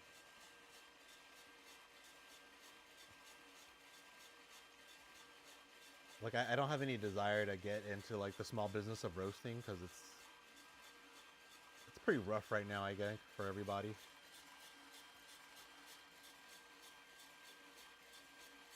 Oh, I should be paying attention to my roast. Let me drop this.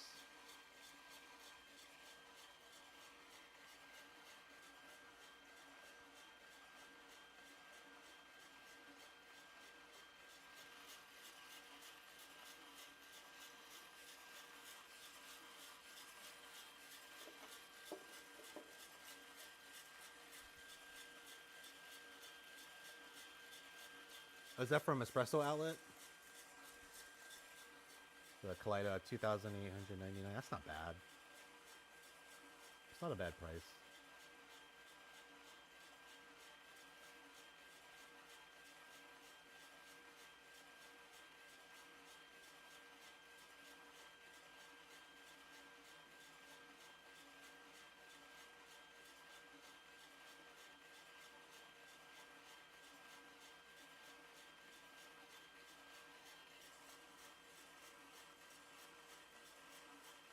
What's wrong with Kaleido USA?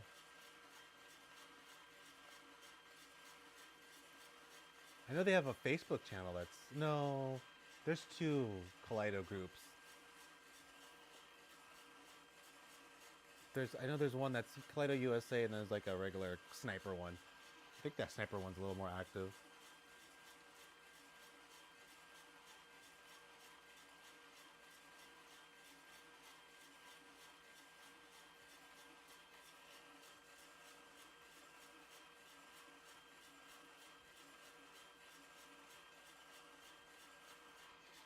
All right.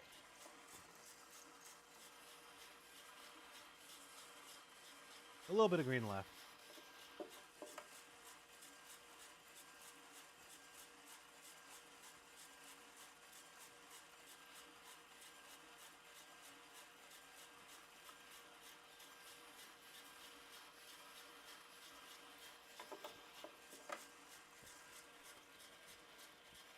I was thinking about like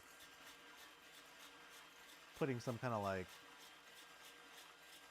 setting or that to like tap every time I take the trier out because it does affect the temperature readings.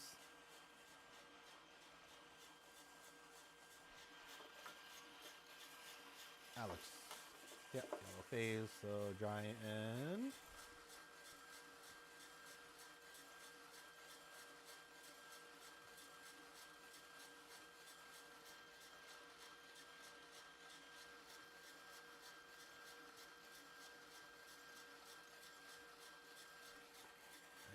see a little spike, so I'm probably just gonna drop it a little bit. A lot of bit.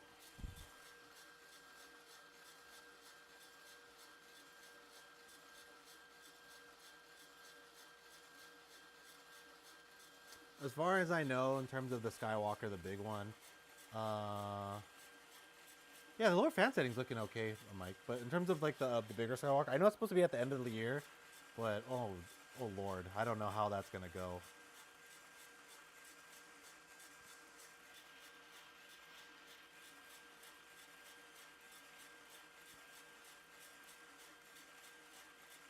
Oh, lower ROR. I think I gotta drop it a little bit more. No, because it's already hitting 7 minutes. Maybe I want to keep it. I'll keep it up high. Because we're about 10 degrees away.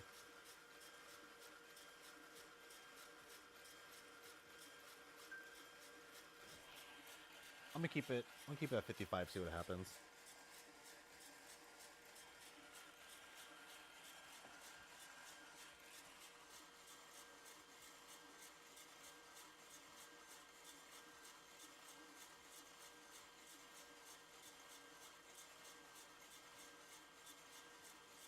But in terms of like the big Skywalker, I think it's fantastic that they're making a bigger unit. I'd be worried about it just because their track history has been questionable when it comes to safety.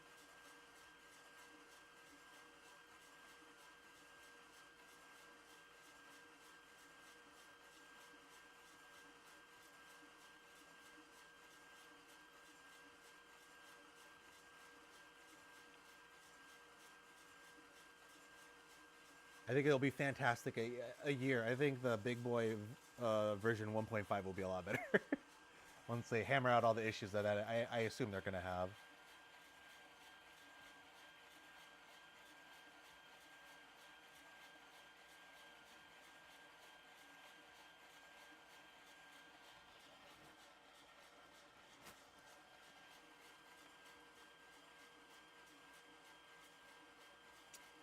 Man, that V2, I tell you what, you know,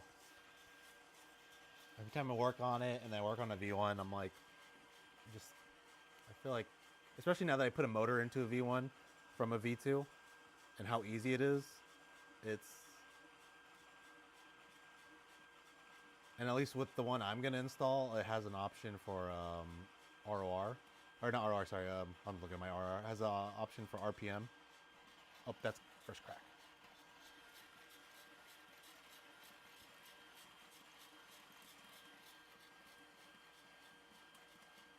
Oh, it's popping pretty loud.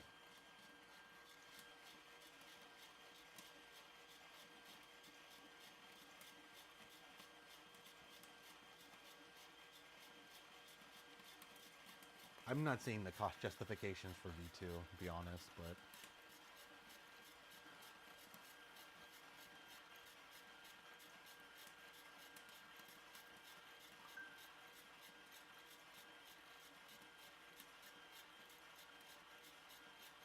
there you go. It's plummeting now.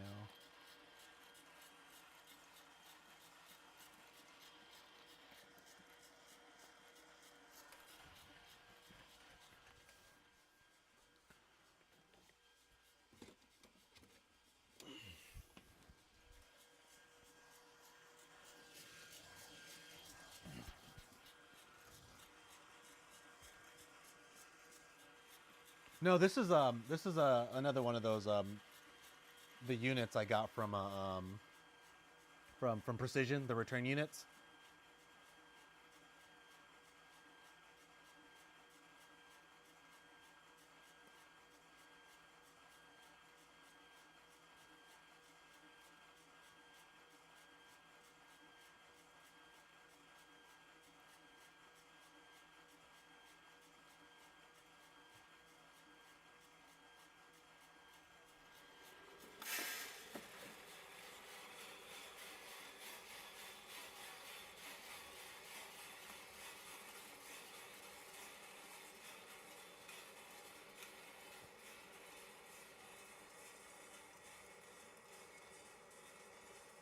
Oh yeah, I have 1, 2, 3, 4, 5, 6, 7.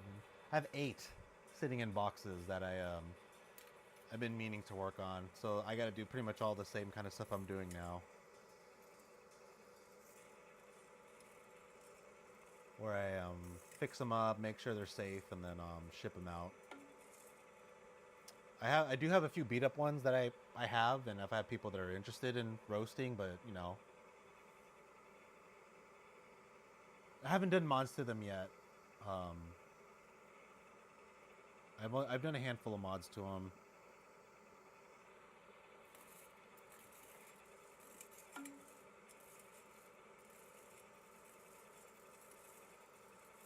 I just need to get more. I think I need to get more fans. I'm hoping the rest of the new units I got are the new ones with the fans in the back. So the pricing, I think it went up. It used to be $330. I'm bringing it up to like $340. But it includes like artisan and then either artisan or you can do Hibean module that I'll add with them. It's all set up and ready to go. And I usually do at least one roast on them to make sure that they're working.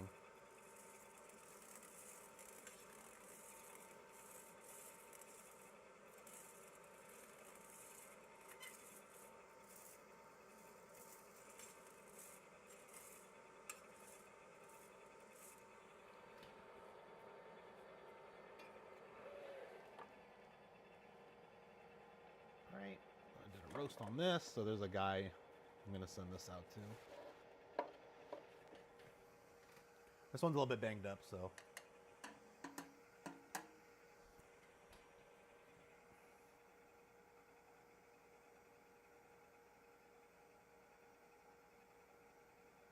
Okay. I will. Let me see the next time I'm going to work on one. I might be able to work on it tonight. Actually, no, I think I have one right here.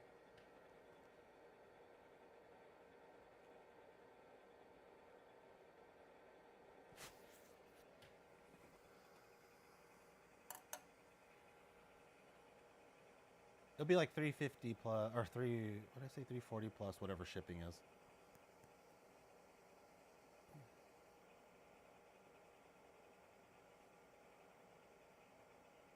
And all whatever associated fees with it is.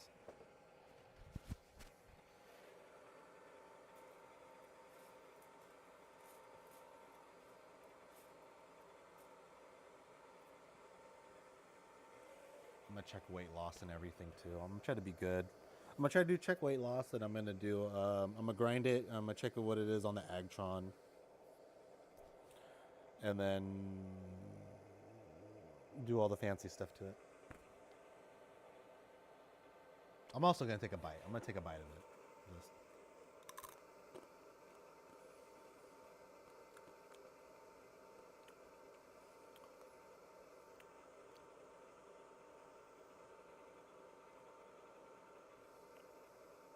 Strangely acidic.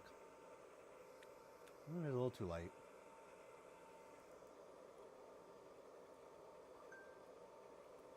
Oh, very flowery. Ugh.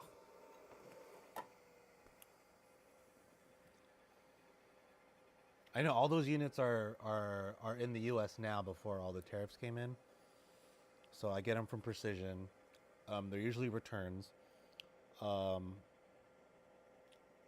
And the best part is, like, they come in the most various states. Like, some will come brand new, and then some look like it got, like, fucking thrown out of a car. There's one that was, like, completely lit on fire. And I cleaned that one out pretty well, and I sold it to someone, and he says it was running well. And I think I have a video of it, me working on it.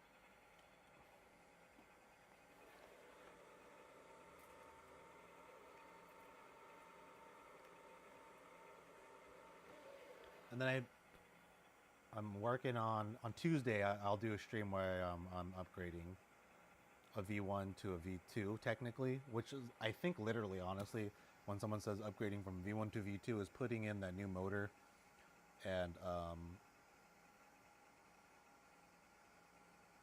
I think that's the biggest upgrade. Because everything else we could do it on the Arduino Nano, or you could have it done on ESP32 if you want a tablet with Hibean.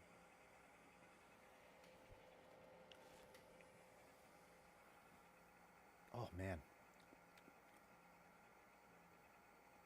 Oh yeah, that bean was a little acidic. Interesting.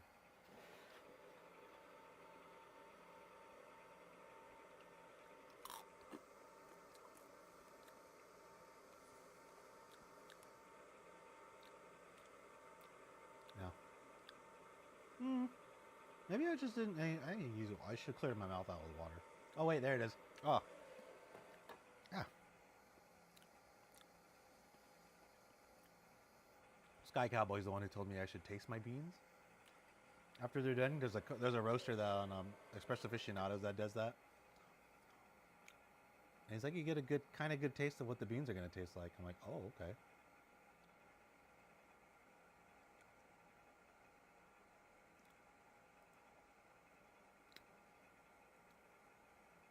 Yeah, I think it's really nice on the ESP32. I think someone on the Discord was telling me that they're having issues with connecting their ESP32S3. I'll have to look at that. Because one of my units, I was able to have it work on Artisan and on Hibean, and it was using an ESP32S3, but it was using the Arduino ESP32 Nano version, so I don't know what changes they made. I can't honestly tell you why this is work. It shouldn't work. Because the whole thing is like, the board is based off of 5V logic, right? So it's sending in, and then the ESP32 is 3.3V. And for some reason, it's still reading all the information well.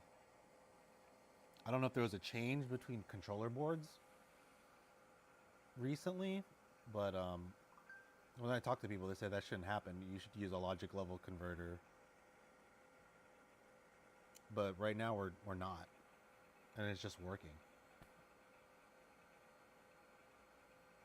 Yeah, those seems to be working. Because when I first got when I first got Hibeam onto my Skywalker, I was like, there's everyone on the internet telling me that shouldn't work. Just because of the whole 3.3V5 logic. But it works. But there's some units that don't work. I think one of the older ones. I still haven't figured it out. Neither do I want to, because it's working. Fuck it, why not? Keep using it.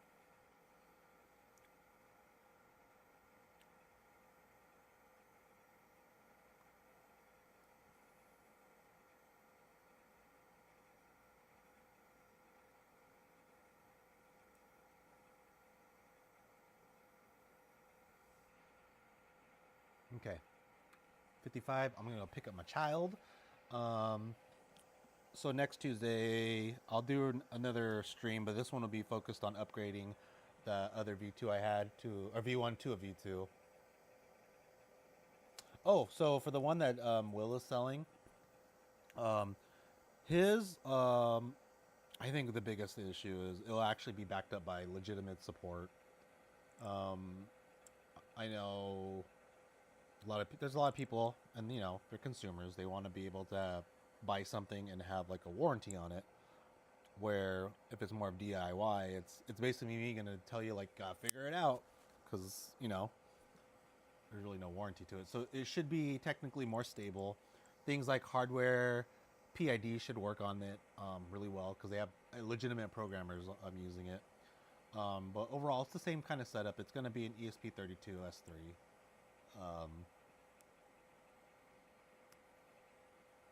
It's just, it'll come with a copy of Hibean, because eventually he's going to charge for Hibean. I gave him my 2 cents about how much he should charge. We'll see what he says. I think he's trying to do his best not to charge. And then just having him sell his units. Like, he's coming out with the whole plethora of different hardware units to install to different roasters. And I figure like $50 for an ESP32S3 and a copy of Hibeam is actually a pretty good deal. what the big thing will be is when he does that jump to being paid, he'll have enough money to run like legitimate servers to hold all the sharing data, and we can share all our profiles and you know comment system, and it's just like a big kind of social media thing on it. So I think, yeah. But then the biggest difference will though be like actual legitimate support to help you install it. Where the community version, there's so many different versions, and people are getting confused about which firmware to use. People are getting upset that well, the thing is, people are getting upset that Hibean wasn't able to provide a stable use of their software, when in reality it was, they weren't. It's not even their fault, because me and then now Magnum, who's doing most of it, was really on by just one dude trying to learn software and all that kind of stuff. So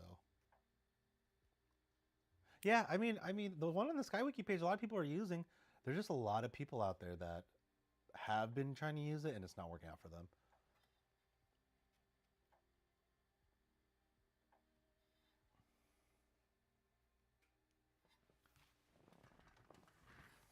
Yeah, I'll let you know about that V1. I will be back later. I gotta go pick up my kid.